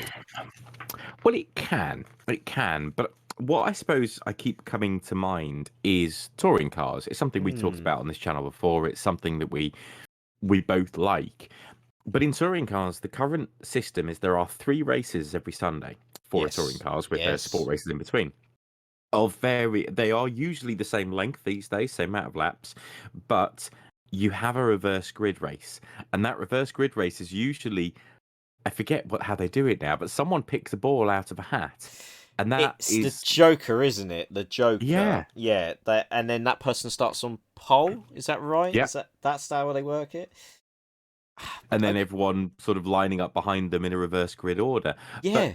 that hasn't hurt the big drivers. Your No. Colin Turkingtons, your Ash Suttons, your Jason Platos, your Matt Neals, your Gordon Sheddons, the ones that were always Mm. going to go and fight for the title, still end up there at the end of the season. They might not be there in every single race of every single weekend, but they're there or thereabouts.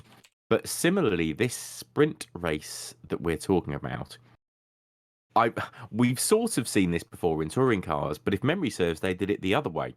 So they considered the existing one a sprint race, and they added a mandatory pit stop race back in the day when they had that yellow tear off strip, the Oh, the Velcro strip on the Velcro back strip. window. Yes, of course. Yeah, I But hey, remember that. that worked well. We loved that. Yeah, that was good. That was good. I think sometimes Formula One is, I don't know, for want of a better word, they seem to pussyfoot around making decisions sometimes. They do, they do, Uh, and I don't know if that's out of fear for upsetting a loyal fan base or what. mm, I know, but we can't we can't always sit here and cling to the glory days, and that's how F1's always been. So that's how it should always be, because the glory days, in my opinion, are long gone. Oh, absolutely, 100%. We're in a different era now. Obviously, the younger generation are going to be going, "What are you talking about? This is the glory era." Oh, like, no, get out of the way, Gen Z. Like, like you guys have missed out on a lot of shit. You know, you go back and watch the archives on the F1 TV app. Like, amazing, amazing stuff that you used to be able to see, and we just don't have that anymore. I think the difference for me, so you and I go back to a similar sort of era. I remember watching for Formula One with my dad as a kid, Yep. right at the very end of the 80s, late 80s, early 90s. I vividly remember standing in the kitchen at my old house watching on a tiny little 15-inch portable TV Oh Nigel yes. Mansell and Ayrton Senna going toe to toe around Monaco, and Yep. there Yep. were some great, great races. But the big difference for me between that era and now is the change from mechanical grip to artificial grip. And it's, don't get me wrong, I work in IT. A lot of what I do is technical, but a little bit of me is a bit fearsome of how much responsibility we put on technology. Again, different metaphor, completely away from Formula One. The Eurofighter, which is an amazing, agile, nimble jet fighter, is actually not aerodynamic enough to glide or fly on its own. If it didn't have the 9 computers it had constantly moving the canards and the wing angles, it would fall out of the sky like a stone. That's where computers have taken us. Something that shouldn't fly is able to, and is able to very well. It's sort of where we are with Formula One. Ayrton Senna, there's that famous lap of Ayrton Senna going round Monaco, and Mhm. he's clutching and he's manually changing gear with his right hand and steering round Monaco one-handed with his left because he needs to keep his right hand on the gear shift. Yep. Now, no one ever takes two hands off the wheel. No. And the only time they did was when McLaren introduced the F duct, which, FYI, is one of the greatest technological developments because it's just so beautifully simple. I absolutely adored the F duct when that came in. But that was quickly banned because it was completely irresponsible for a Formula One driver to take their hand off the wheel. Well, it was only 10 years before that they were having to because they were changing frigging gear. Yeah. The cars have become so computerized, so automatic, traction control, ABS when it was around, launch control, semi-automatic or fully automatic. Well, no, they are semi-automatic, aren't they? Semi-automatic gear shifts that can change gear quicker than you can blink your eye.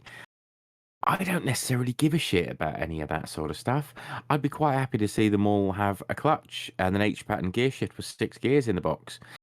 I want to see the best drivers in the world wrestling with a car that doesn't want to be tamed, which is what you used to see with Senna.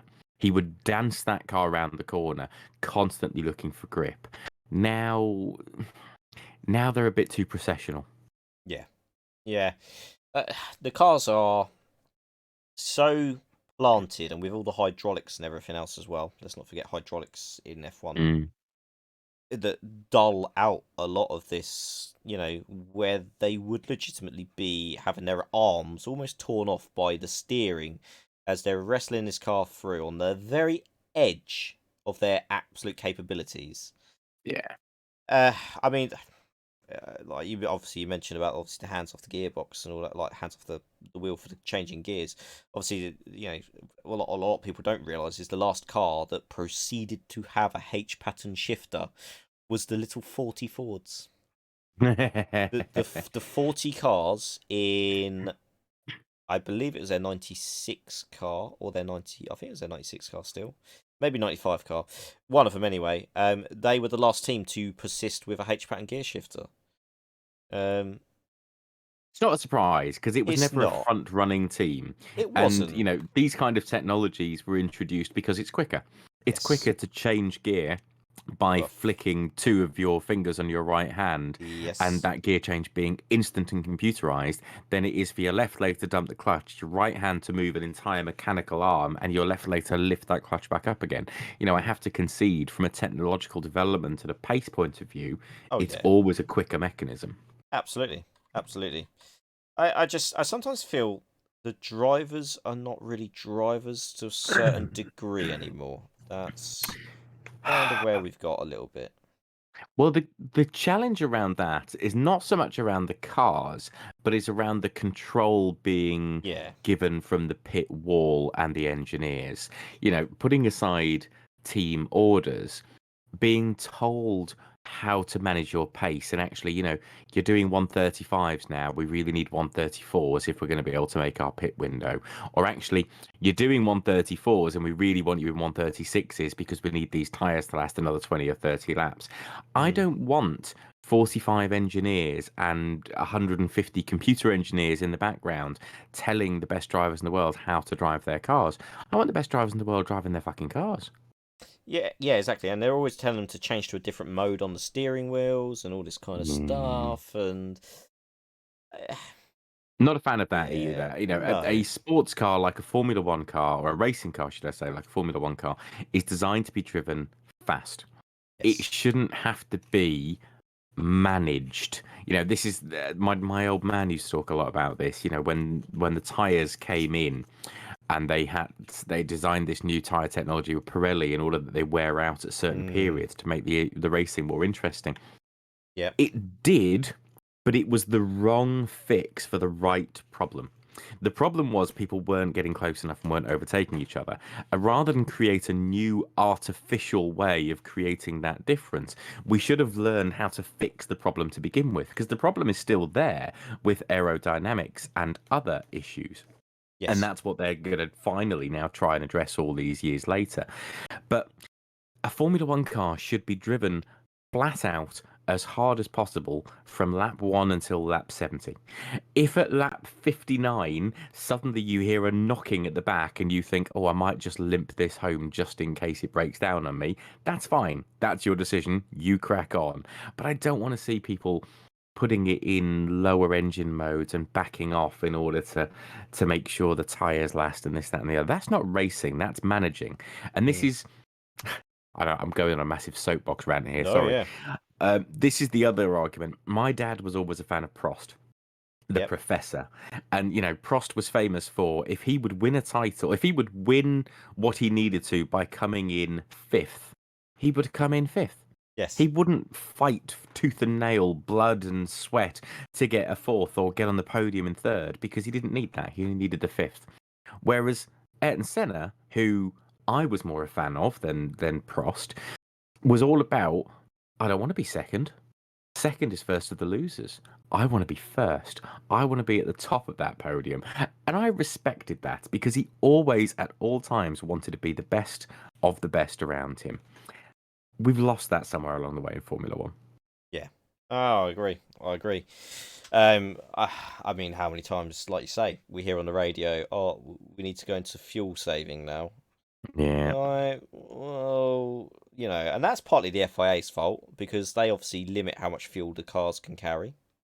Yes. And I just think, well, this is the elite tier of racing, and I want to see these guys driving like the elite drivers on the very edge of their capabilities and limits. I don't want to see, like you say, them pussyfooting around going, "Oh, I've got to save my front left tire now."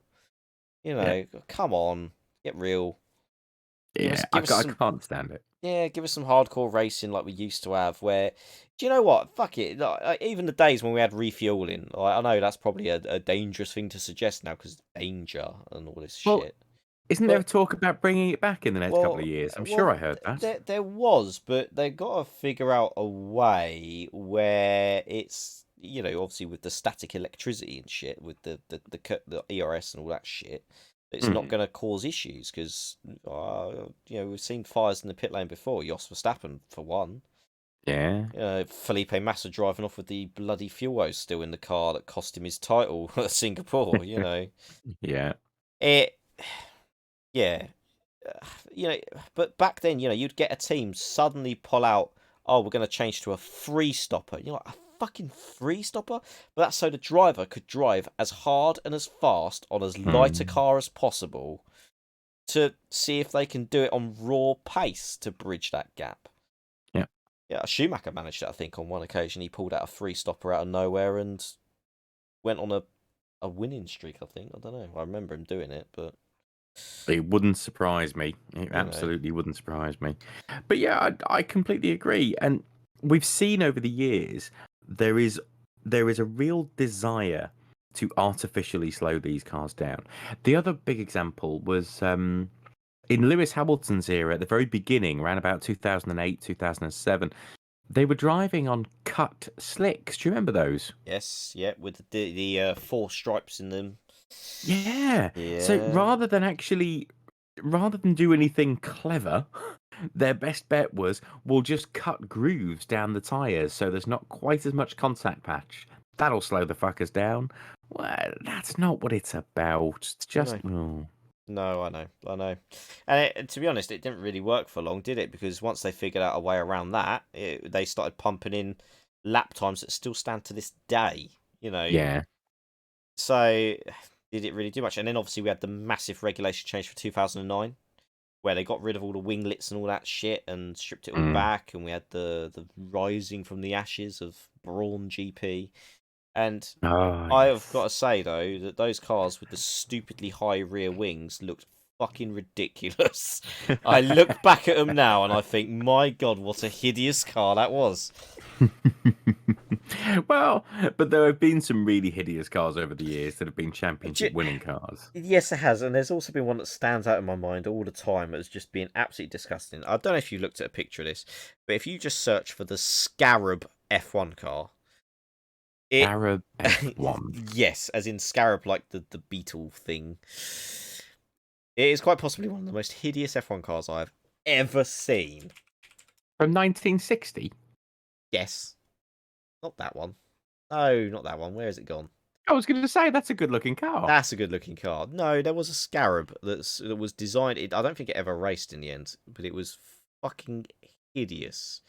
I think I found it on my favorite guys. If you want to check out a really good website, F1 Rejects. Just go to F1 Rejects. I don't know, John. Have you ever been to F1 Rejects? I don't think I have, but D- is it Grand Prix rejects? It's hang on. It might well be Grand Prix Rejects. Yeah, I think they've changed it now to Grand Prix Rejects. Oh, no, that's not the website. What have they done? Or have they updated it? Oh, they might well have updated it, actually. Yes, they have updated it. It is the same. Yes, it is the same.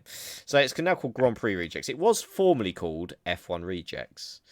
And it is basically a website dedicated to drivers who meet a certain criteria and teams that meet a certain criteria. So if you're an F1 driver, you will feature on the F1 Rejects website if you score less than a certain amount of points and so forth. There's like certain criteria that they do to register you as this. There was some horrifically ugly fucking cars that have attempted an F1 race and just no. Why? They've got rid of a lot of the stuff though, I must admit, with the transition here. Yeah, I've had a quick look. I can't Yeah. find anything related to Scarab. Oh, here we go. RIP. F1rejects.com was closed down. Oh. I'll read the announcement. This is a shame, actually, because there's probably going to be people here who remember this. So it pretty much closed down. When was this announced? Jesus. No, it can't be that long since I last looked at F1 Rejects. They're saying this closed down 6 years ago? What the No, where has this time gone? So basically, living in the past. So basically, let me describe this to you. So basically, they had a wealth of a database on here. I mean, this was an incredible thing, and they actually, like, some of the F1 rejects that were featured on here willingly came and did interviews with these guys, like, to give their side, and it was amazing to hear. And some of them were actually, do you know what? When they were interviewed about it, they looked back and they said, "Yeah, I was complete and utter dog shit and out of my depth." you know, I love the honesty. and it was brilliant. And the criteria was basically if you were an F1 driver in your career and you scored less than 6 points, you were considered an F1 reject. Okay. And the teams, it was much a similar kind of thing. If the team had scored less than 10 points or something like that, they were considered a reject team. But it was a wealth of information. I wonder if it's been archived somewhere. I hope it has. Well, I mean, You so know, GP Rejects has a whole page around rejected drivers and rejected teams. So, rejected drivers in no particular order as I can see them on the page: Sebastian Bourdais, Bruno Senna, Ken Richardson, Andre Lotterer. yeah. I Uh, mean, one-time racer, weren't he? yeah. Oh, in fairness, there's actually not that many on here. Oh, Pedro Lamy, one of our favourites. Oh, Pedro. I mean, Sebastian Buemi. I can just say Pedro's still a little bit of a hero for me because he did score a point for Minardi at Adelaide. Ah. He'll always have a little bit of a soft spot there for me. Because of your massive hard on for Minardi. Yes, yeah. Well, that was a beautiful Minardi that year. That was a beautiful Minardi. I loved that car. Oh, ladies and gentlemen, I don't think we've ever mentioned about Steve's particular love of Minardi. I mean, come on now. You and Footwork have got a bit of history here. I do have a bit of, yeah, I do have a bit of history with the old footwork arrows. You're right. Yes, exactly. Because I seem to remember a particular My Team career mode on F1 2020. Yes. Which obviously the new game comes out soon. That's something. Yeah. Now, I don't want to drag our podcast on too long, No, of but course. I think there is one thing we do need to discuss, and that Oh God. is the F1 driver ratings Yes, we do. in F1. Is it F1 2021 or 2022? What have they called it? F1 2021 driver Yeah. ratings. Now, I've got them all in my Discord. Yes, that's where I spotted them. You popped them all in your Discord, and I saw some of the scores and pulled a very funny face at some of them. Yeah, so I've had a very large say about this on my dedicated gaming channel, where I've actually just put up a video about this, where I've just gone ham on these because, like you say, there are some some. Can we even say questionable? I don't even think we can say that. Like just outright, just insane ratings. Well, I mean, let's go through shall them we? one Shall by we go one. through them? Yeah. Are we So- using the Discord layout or are we? Yeah. Well, so I've gone to the F1 page, the Okay. Codemasters. Oh no, Okay. F1.com. So it starts with Williams. Okay. Well, And let's go I with actually Williams. Yeah. think Williams did. Well, it's not Williams, it's Codemasters, isn't it? Or EA Sports, depending on how you look at it. Yes. But I think they did okay with Williams. So they've given a 60 rating for experience to George Russell and 55 for Latifi. That's fair enough because there's Yeah. not a great deal between them. Absolutely. Yeah. I The would agree. the racecraft score, I mean, it's still in favour of George. It's 76 for course. George and 69 for Latifi. I probably would have given Latifi a bit of a lower score than 69, and I might have given George higher than 76, but it's okay. Yeah. It's kind of in the right ballpark. It is. Now, The awareness score, though, that's brilliant. George gets an awareness of 99, whilst Latifi gets 79. So that's showing something. Now, forgive me here because this was a gripe of mine throughout a lot of these driver stats. So there's some drivers here that have been given a high awareness stat like 99. We'll come to him eventually, but one of the Mercedes drivers in particular, which really fucking angered me because I don't see how they gave him that rating. 99 suggests to me that they have never been involved in an incident and never made a mistake because they've got such great situational awareness that, oh my god, I'm aware of everything going on. But George has had a few clumsy errors, and as has, that They've rated. I'm gonna say it. They've rated Bottas with a 99 awareness. When you look back at some of the absolute clangers that he has had, where he's just not really been aware of what he's doing. Look at the Kimi incidents that he's had. You know, when he's, Well, you know, it depends what you're quantifying awareness as. well, I'm George Russell quantifying driving it. a Williams is very aware of cars overtaking him and lapping Yeah, him. yeah, Bottas, in his yeah, Mercedes, is very aware of Lewis behind him, flying past him at a rate of knots and disappearing into the distance. He's aware of it. yeah. But if you're going to quantify it like that, then if you're going to grade it on cars coming past him because he's that fucking slow, then Nikita Mazepin should have fucking 99 for awareness. Ah, see, but that's where you're wrong, because Nikita Mazepin, whilst being overtaken many, many times, he's not once actually looked in his mirror and seen a car there. Yeah, and has true. occasionally just taken the racing line and gone, "Oh shit, what has happened?" Oh no, what was that? Oh yeah. What they should have released alongside this is what quantifies each of these scores. Yeah, So what have they used to grade? Just a general overview, so as it explains it to the user. I agree. What they've used to base these stats on. Now, what I will say is, I think the contractual costs of each of these drivers this year is a bit more accurate. Yes. They have fixed a lot of that. So like George there, he's on 3.75. Well, that's his contract cost. His salary is actually 2.5 mil, and I actually think that's about right now, given what Mercedes are paying him, because it's not really Williams paying him; it's Mercedes. Let's be honest, it is. Yeah. Oh, absolutely. What have they given Latifi? So they've given Latifi a £2 million salary, which is probably more sponsorship than anything else. But I don't know. But yeah, go on, carry on with your assessments here. So we were talking about Latifi obviously being far lower than little old George. And it makes sense. And we see it in Mm. pace as well. So George gets 83 pace, Latifi gets 70. I think that for me felt okay. Yeah. Now then, the next one I've got in my list here is Haas. Okay, let me get to Haas then. So what's interesting is what they've pussied out a little bit here. So Mick and Nikita both get a 47 for experience. And as far as I'm concerned, that's purely based on the fact that they both entered Formula One at the same time, rather than taking into account their background experience. Yeah. So there's a little bit where they've just wimped out. Racecraft tier is 65 for both. And again, this feels like a cop-out. They're not looking at previous experience in previous feeder series.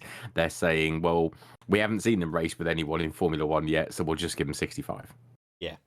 Yeah. They've given Mick slightly more awareness, but interestingly, significantly more pace. So they're looking at qualifying, presumably, and they've given Mick an 83 and Nikita a 66. Sorry. Yes. Yeah. So putting aside the obvious shortcomings of not looking at previous experience outside of F1, that feels okay as well. Yeah. Would I give Nikita a 78 awareness? No. I would give him a hell of a lot lower than that. Because, I mean, how many blue flags penalties has he had this season as well? God knows. So, again, I mean, the cost of the wages is probably about right. They're in a financially struggling team, so they're not going to be on mega bucks. I mean, Nikita's probably one of the cheapest fucking drivers on the market. So, I mean, if you want a cheap driver for your F1 like career mode series, then there is your Oracle of Light. Anyone who signs Nikita Mazepin, just please don't. I'd rather have Lord Rags, if I'm honest. I would. Yeah, I would. Do you know what? I'd even give a call back to Pastor Maldonado and just say, do you know what, mate? I've got a seat here. And can you just bring your mate Taki Inoue with you as well? Because I need a reserve driver as well. Yeah, like for when I want to get more airtime for the safety car on TV, I need that special person there that can pull something out the bag. Yeah, I don't know. Yeah. Okay. Go on. Can we move on to Alpha? Oh, of course. Yes, little Alpha. Go on. Which Alpha are we talking about? Alfa Romeo, yes? Yeah. Okay. So Alpha for me is where they started to make some interesting errors. So, Kimi Räikkönen, experience, 99. Yep. Makes sense. He's the oldest driver on the grid. He's raced in the most seasons, most race starts. Absolutely. Giovinazzi, experience, 54. Now, where have they pulled that number out of their arse from? So Giovinazzi started his career in F1. He drove a Sauber a couple of In times back in 2017. 2017. Yep. Yep. Now, so we've given a 54 for Giovinazzi, but Mm-hmm. if we go back to Nicholas Latifi, he got a 55. Yeah. So there's only 1 point in that. Well, Latifi didn't drive a Formula One car till 2020. I know. So why? Well, What's this score I mean, about? if you want to go down that same route as well, let's look at Lando Norris. They've given him 60. Right. Okay. Well, that makes a lot of sense, doesn't it? Yeah. Yeah. I don't know. Yeah. This is where it starts to get a bit weird for me. They've made some interesting judgment calls. Massively. Otherwise, the scores for Alpha are probably Oh, okay. I've got one here actually, a direct comparison for Giovinazzi. So 2017, we're saying that's his debut season. Yeah. All right. Let's take then Lance Stroll. 2017 was his debut season with Williams. Yeah. Experience of 62 for Lance Stroll. So he's almost got 10 extra. He's got 8 extra points over Gio. Yeah. There's something very squiffy and not right there. I agree. The rest of the scores for Alpha are probably okay. So Kimi, the racecraft is Kimi 91, Gio 82. I'm okay with that. Yeah. Awareness is 84 and 82 in Kimi's favour. Yeah, I probably would have given Kimi greater awareness, but I'm okay with that. And pace is 86 versus 80. I'd argue Kimi probably has a little bit more pace than that over Gio, but I wouldn't argue it for the sake of a couple of points. Yeah. Okay. Happy with them?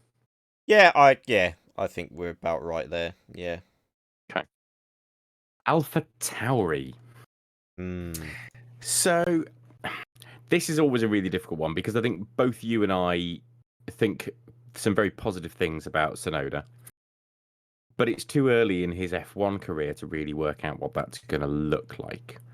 So experience numbers here seem okay, in line with everything else we've seen. Racecraft, 92 for Gasly and 88 for Tsunoda. I don't think we've seen enough of him to come up with that kind of a racecraft number. Might I just add? So Tsunoda, same background as kind of Schumacher. So they've given racecraft of 88 to Tsunoda, where the F2 champion Schumacher has been given 65. Yeah, now that feels wrong, and I don't know where that score comes from, frankly. Yeah. Something not right there at all. No. And there's another stat I'm going to come to as well when you get there. Was it awareness?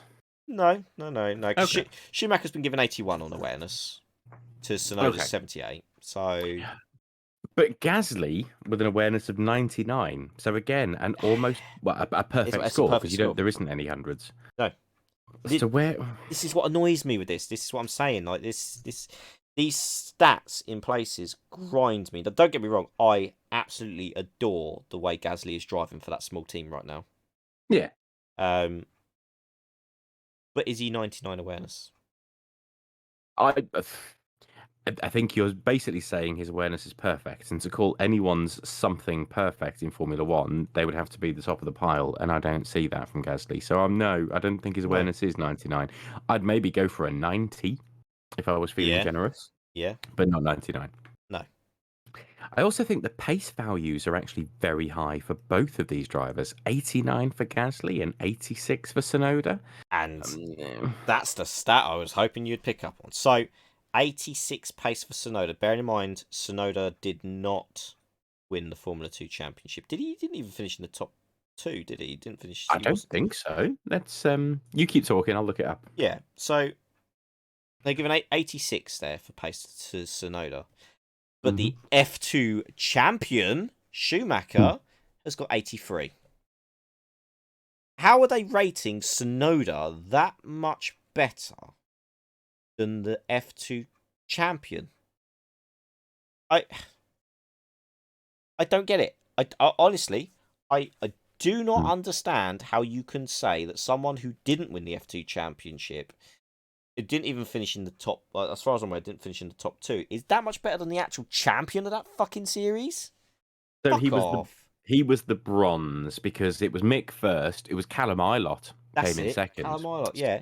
And I think Sonoda got the bronze. now I'm intrigued to see where the F2 drivers slot into this rating system because Yeah, for some of the big ones like Schwartzman and Guan Yu Zhao and yeah, Delatraz. yeah, your bigger ones that you kind of think, oh, they're flirting with F1, Mm.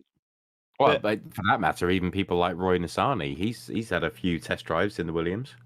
he has. I mean, he's fucking dog shot in F2, but again, another money maker. So. But I don't. Yeah, again, Sonoda better than Schumacher? Not in my No, opinion. no, not in mine either. And I think probably most people with some experience in F1 and certainly with experience in F2 would probably agree. Yeah, absolutely. So yeah, so carry on. So the next one on my list, then we're halfway through the 50% point is Ferrari. Oh, okay, right. So the scores here are interesting because the overall rating is 88 versus 87 in favour of Charles Leclerc. So there's only a point between them. Yeah. And I think that's probably about right. Experience numbers, again, they're probably okay. Sainz gets higher experience by virtue of being in F1 for longer.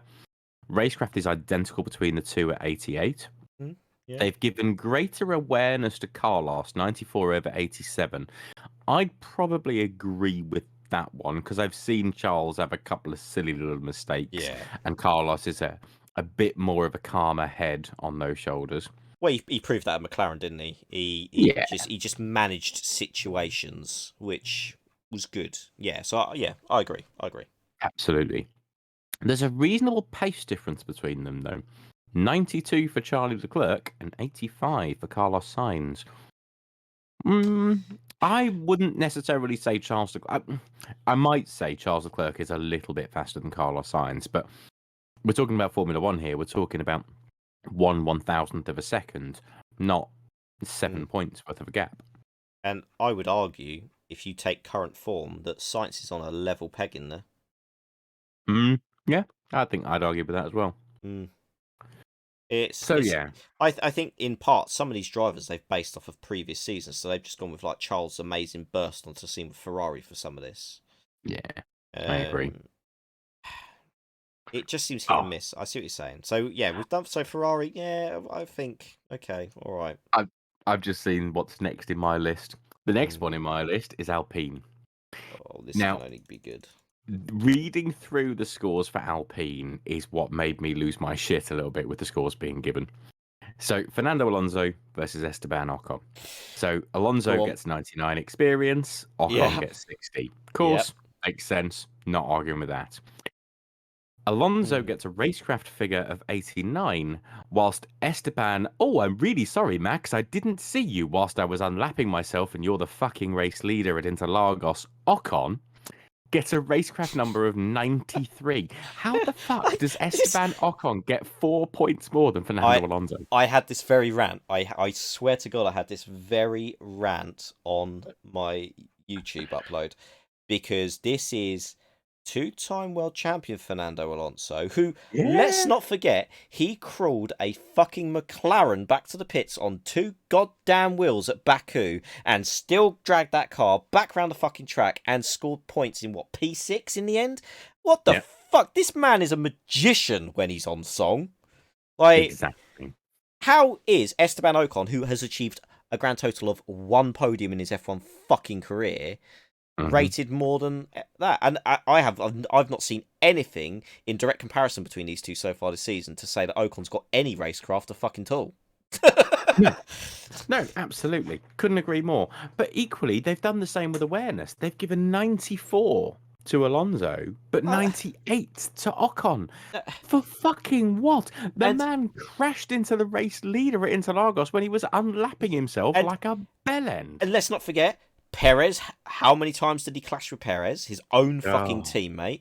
And yeah. then fucking the last race, Austria, gets himself in a real shit location and can't commit to what direction he wants to put his car. Hmm. And then I'm not being funny, but when you compare Alonso's race starts, where your awareness is at fucking maximum, Who's the one that always gains off of starts? Who's got the crazy starts? You see the highlights reels of Fernando Alonso's starts.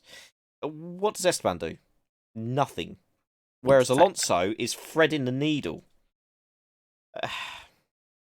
They balls this one up. They really did. And I'd be very surprised if they don't make some adjustments to this one. They The only fucking thing need that they to. got right is they've given Alonso a pace of 86 and Ocon 79.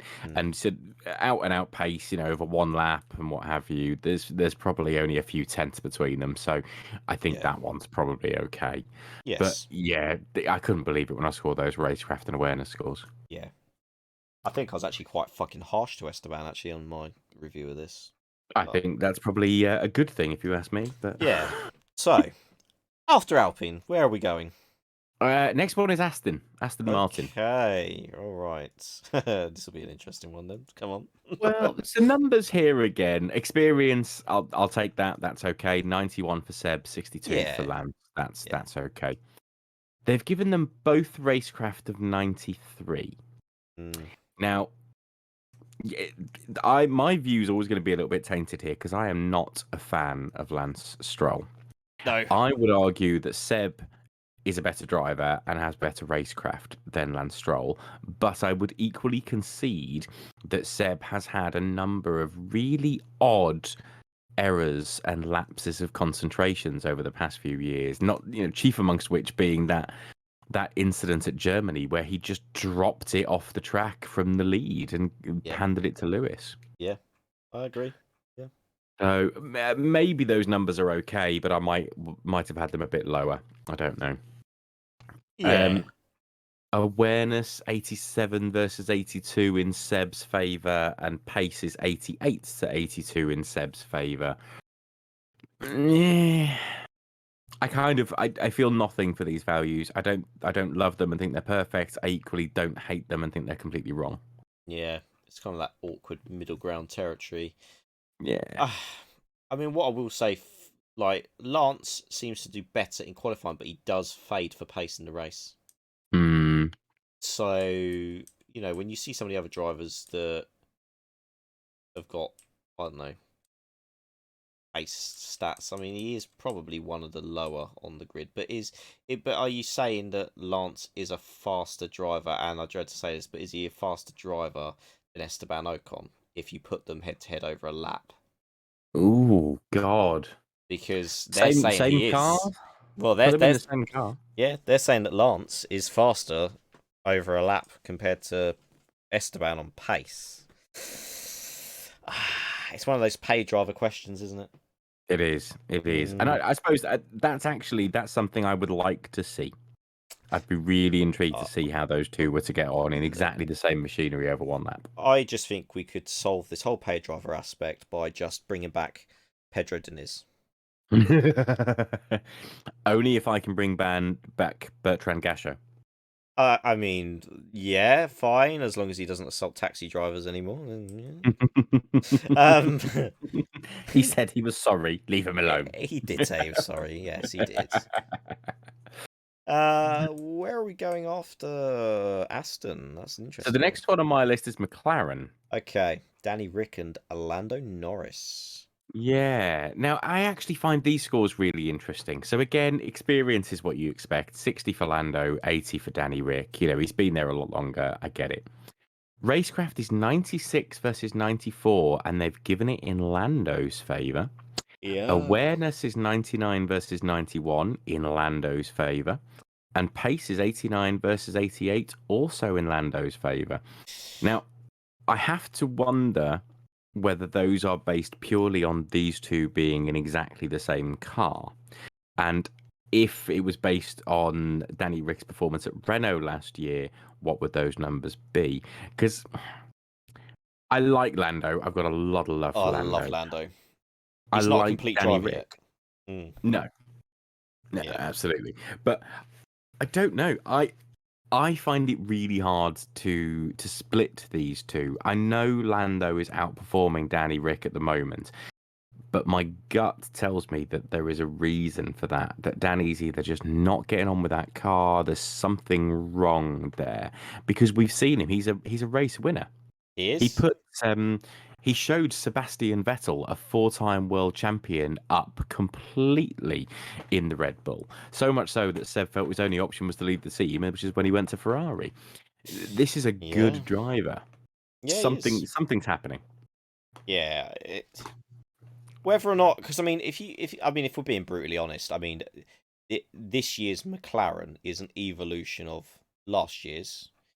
Yeah, But Danny Rick has essentially had no input into the direction of this car. that's true. So he is kind of coming into a car that's kind of been molded, I guess, at the time around Carlos and Lando. Yeah. Um, and he's having a hard time because Danny Rick's driving style is vastly different to Lando and Yeah, well, I mean, Danny's Carlos. been referred to as the last of the late breakers for years because he's been able to dance the car into a corner on its Hmm. nose cone, on its brakes, and still make the apex. Yeah, But we're not seeing that so much from him this year, which shows he no, just doesn't have that confidence level in the car. no, absolutely. Yeah, that's missing. I hope he rediscovers that. Me too. Um, and I'm hoping that obviously now he's got a really good contract with McLaren to stay alongside Lando. New regulation change, it's his chance now to go back to trying to be that leader, that experienced hand to now guide the team. Yeah, And hopefully get something fitting a bit more how he wants it to be. I agree. I agree. We'll see. We'll see. Right, let's get the last couple done. So, what we got for Red Bull? Ooh, yes. Experience 69 versus 81 in Sergio's favour. Yeah, Yeah, not surprised. not surprising. Racecraft is 96 to 92 in Max's favour. Awareness is 96 to 84 Mm. in Max's favour. Pace is 97 versus 87 also in Max's favour. So let's get it out there. I don't think Max's scores are bad. I think they're probably okay. Probably about right, yeah. I wonder why Sergio's awareness and pace scores are as low as they are. And do you know what? And I had this point because who is the driver that has always been there to pick up the pieces when they've arisen? Yeah, Sergio Perez. absolutely. You look at the amazing results he achieved with Force India, when Mm, he'd always be sort of sniffing around and lurking, and when something happened, bang, podium. yep. And he's picked his way Well, through and, his and fair. Sauber before that, let's be Yeah, fair. well, yeah. Let's be fair, yeah. And I think his awareness needs to be a lot higher. I would agree. I think he needs to be a lot higher because he's very aware of what's going on around him. Mm, He manages his tires very well. hmm Like we all know, he's a dab hand. He's very smooth on the tires. And I'd argue that his pace should be a bit higher because, well, I mean, they're kind of saying he's on the same. Well, if you're looking at the other cards, he's only got one extra point of pace over an aging Fernando Alonso, but they're still saying he's a slower driver than Sebastian Vettel. And we've all seen how Vettel is at the moment. Yeah, this is where the scoring system here just isn't quite right. It feels like it's been done by statisticians and analysts Yeah, rather than fans and people who watch and understand the sport. yeah, yeah. But go on, let's get to the last one then. Mercedes. Mercedes, yeah, I've already got some opinions on this, as I already voiced, but go Well, ahead, take the lead. so I'm going to dive straight in and say I think Lewis's experience of 92 is low. Yep. I think after Alonso and Kimi, he is the next person with the most amount of Grand Prix under his belt. In fact, what was Seb's experience? Can you remember? Made his debut in 2006 for BMW Sauber, taking a point, and then obviously got subbed back out because he only covered for I think Kubica was ill or something. I don't know, or was that? Yeah. So yeah. Anyway, something going on. He made his debut 2006. Did a lot of test driver stuff in 2006 for BMW Sauber, and then obviously made his debut fully 2007 for a proper season with Toro Rosso. Yeah, so but he's been given a score of 91 as Seb against Mm. Lewis's 92. So it's about the I same. just It's about the same period, I guess. But yeah. I'm not sure. I would have given Lewis a higher score for experience, but yeah, hey ho. Valtteri gets 75. That's fine. Racecraft is 94 versus 89, again in Lewis's favour. So we're saying Max has better racecraft than Lewis. Hmm. I struggle with this one. Even if you just go down to the sheer numbers of the fact that Lewis has won 7 world titles and Max currently has won 0, we expect that to be 1 by the end of the year. But we've also seen Lewis dicing with people and racing and going for moves that no one else would consider. I don't understand why his racecraft is lower. Mm-hmm. I also don't understand why his awareness is lower. Mm-hmm. 89, but Valtteri gets an awareness of 99. Did they get those numbers the wrong way round? I definitely, because that's just. This is what I'm saying. It was ridiculous how you can a driver that. Let's be real here. Valtteri is not going to be in that Mercedes seat for very much longer. No. He is very much. I would say his contract is running down now. That he's Yeah. had his chance, and the more pressure that's been put on him, the more he's kind of cracked. Mm-hmm. And I agree. I think, yeah, you can sort of see it dawned on him he really wasn't gonna be fighting Lewis how Nico fought Lewis, Mm. and he's not been the same. He's not cut it. Um, so I don't understand how his awareness is 99. I think Bottas has been average at best this season. He's, sporadic moments of, okay, yeah, he's pulled out a good result.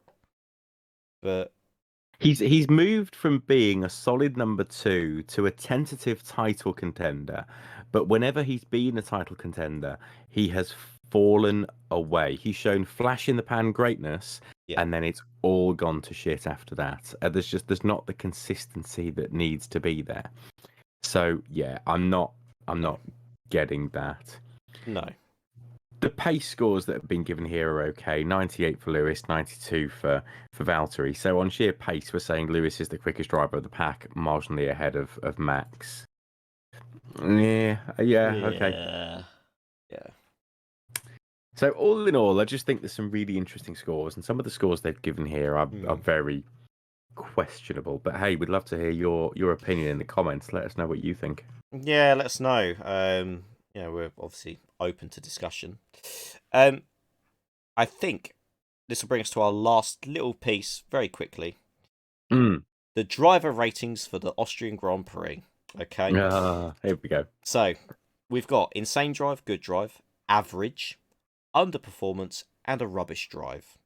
And we're going to go right in and go with our 7-time world champion, Lewis Hamilton. Where are you placing his Austrian Grand Prix? So 4th on the grid to a P4 finish. And So what are my options? Average or good?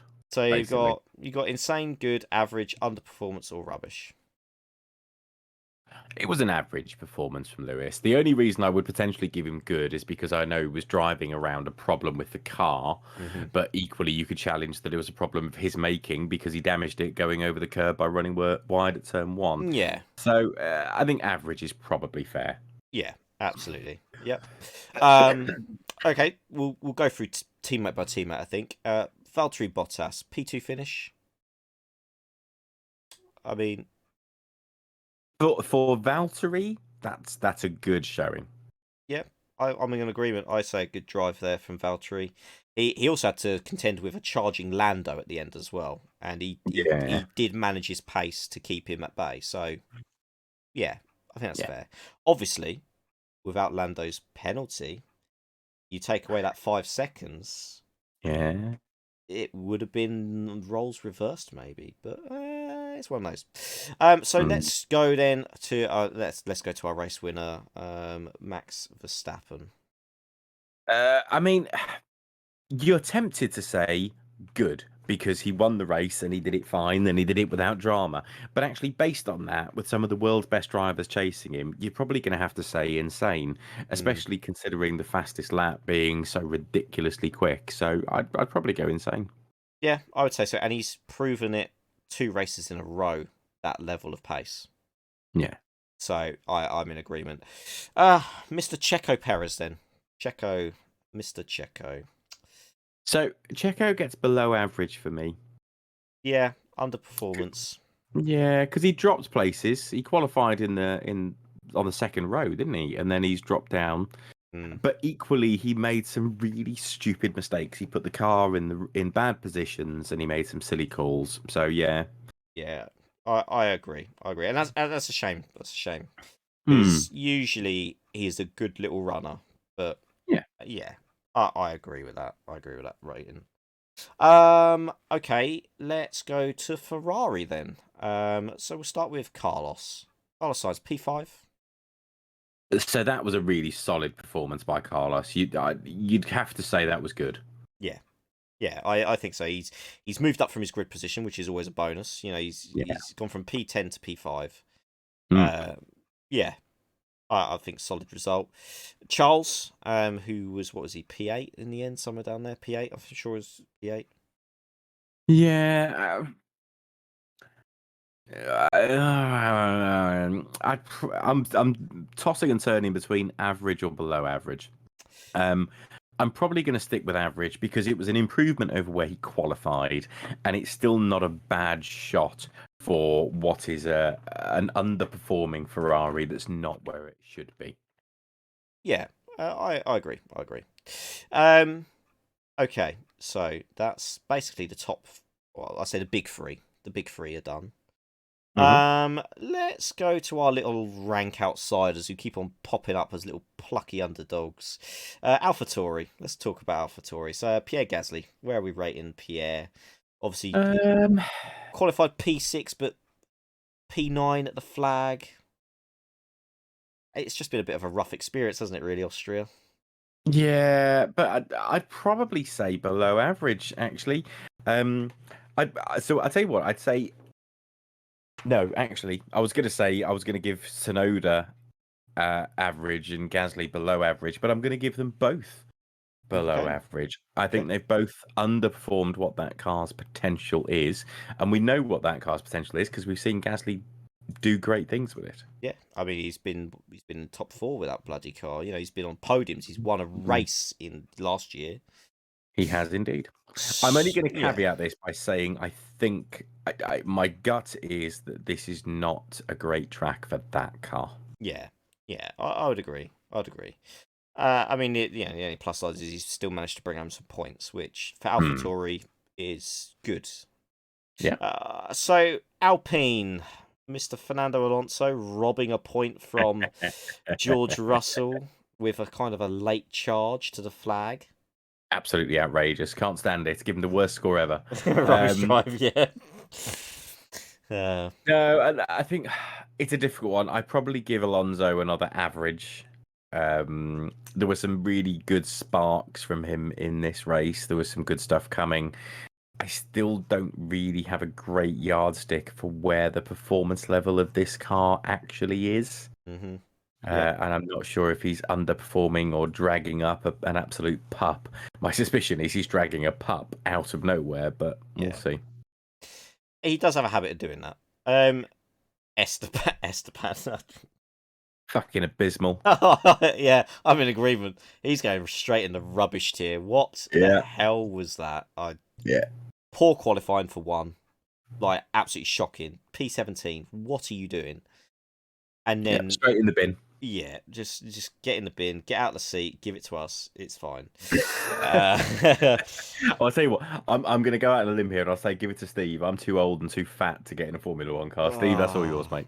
oh, thank you. Okay, cool. I'll take that. Which now brings us to McLaren. So Lando, Hey, Lando, insane. insane. Yeah, Insane. He was yeah, absolutely on it all weekend. He was knocking on the door of pole position. He was just a hair's breadth away from pole position, and he still brought it home on the podium with some good battles and some really good fair battles with drivers like Lewis, like Valtteri throughout the race. Yeah, it was a cracking Grand Prix for him. yeah. Completely agree. Completely agree. Danny Rick then. P7. I don't know. He picked up 6 points. Yeah, P7. So I'm going full on average for this again. I know that was an improvement over where he qualified, but it doesn't feel like where he should be or where that car should be. Yeah, yeah. Agreed. Agreed. Alfa Romeo. So, Are we including Kimmy's accident in this or not? yeah, oh yeah, yeah, of course we are. Okay. So let's start with the legend, Kimi Raikkonen. Well, based on what I've seen of that incident with Seb, I'm going to have to go below average because that's well beneath his level, his standards of driving. He's Yeah, better than that. yeah, I would agree. In fairness, I'd even go as far as to say that was uncharacteristic of Kimi because Mm. I'm just saying when we've seen him battling in the Alfa Romeo, even though he's like dropped backwards. Let's take the Italian Grand Prix last Hmm. year where Pierre Gasly won. Even though he was dropping back, he was racing people fair and hard and leaving them, you know, precision gaps, but fair. He wasn't Yeah, ramming them off the road. He was giving them space, but driving them hard. yeah, I would I argue that agree. is a very uncharacteristic slip up there. Yeah, me too. Uh, Absolutely, 100%. Um, teammate Antonio.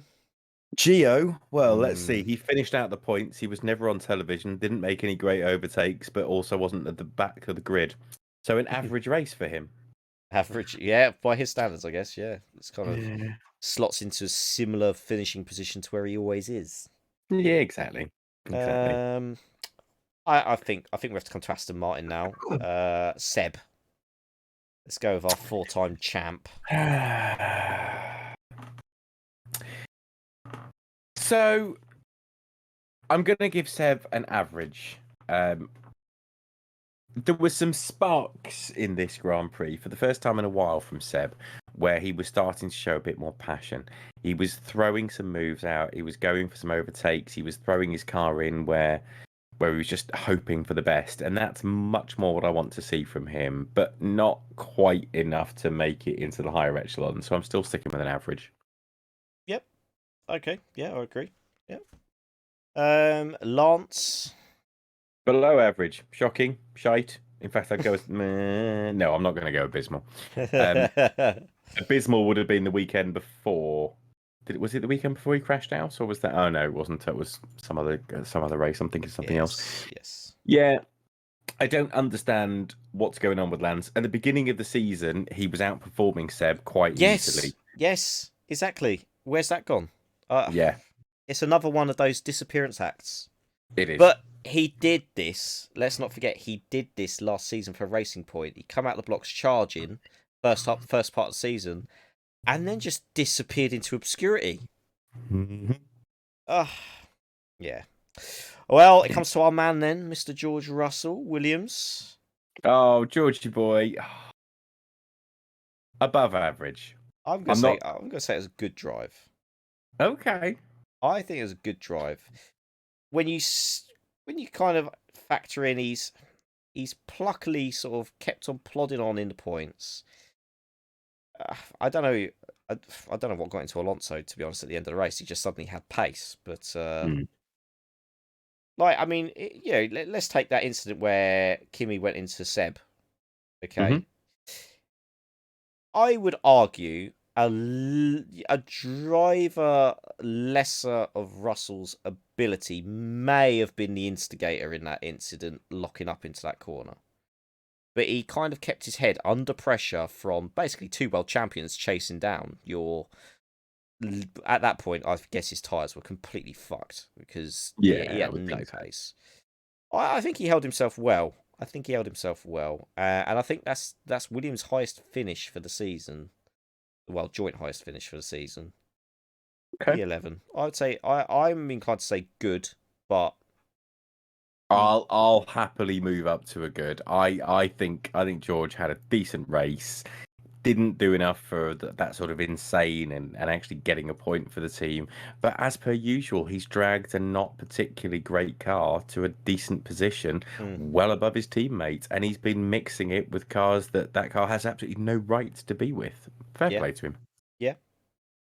So I mean that leaves us with Nicholas before we come to the last two drivers. So I mean Mr. Latifi, he was kind of nowhere to his teammate again. He Like was. I was going to give him Bob on average because that seems to be yeah, where he is, but it I'm does. actually going to give him below average because I think he had an opportunity to do better with a better car, and let's face it, I'm just looking at the finishing results. Nicholas Latifi has finished in 16th. Yeah. What's particularly interesting about that is despite the incident and having to rejoin the circuit from facing the wrong way, Kimi Raikkonen still finished above him. So, yeah, below average for me for Latifi. Yeah. Okay. Yeah, I agree. And to be honest, a track that suits the Williams as well. So, Mm. yeah. Which brings us to our last F1 racing chads. So we got our Formula 2 world champion, Mick Schumacher.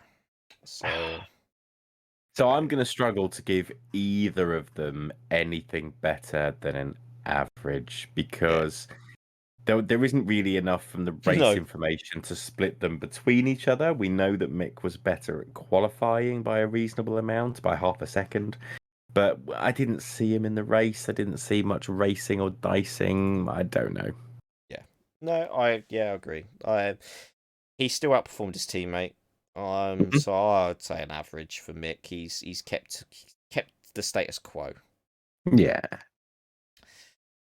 Nick, no, I don't want to say his name.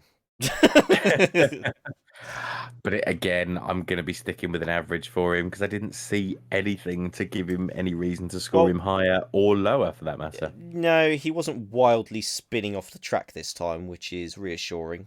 You know, Didn't murder anybody or make any sexist comments hmm, or anything. So, no, that's it. He's a bit of a quiet race for him, to be honest. Just out the back, out the way, out of sight, out of mind, so to speak. yeah. Well, guys, that concludes our rating. Let us know if you agree with these. I'm guessing we're going to have some disagreements over this, but Love to hear him. constructively. Let's be constructive about it and your reasons why. Um, I think that kind of brings us to the end for this one. I think it does. I mean, so for Yeah, people's reference, because obviously the benefit of YouTube, you have no idea when we're doing this. It is now 2:20 in the morning. it is. So It is all. I should be going. Yes, absolutely. Same here as well. So, yeah, I think. Yeah, what's to come next? I mean, reviewing this absolute new system at Silverstone is going to be interesting. Yeah, definitely. We're definitely going to have some opinions. Oh, don't we always? It's Uh, it's just trying to fit in watching qualifying on a Friday as well as like all the stuff on Saturday. Oh. That's going to be a problem. Depending on if it's going to be a 2 o'clock qualifying, there is no chance I'm ever going to be able to watch any of that Friday qualifying because, No, like most of us, I have a 9 to 5. yeah, exactly. Yeah, same here. So, well, not 9 to 5, but yeah, less about that. Gainful employment. Gainful employment. It pays the bills. Yeah. So yeah, I think that's where we will leave this one. So it's gonna be a goodbye, take care, and farewell for now from myself. And I hope to see your beautiful faces back again. And John, any last words? Yep. See you later. Beautiful. There we go, guys. We will see you on the next one. Take care.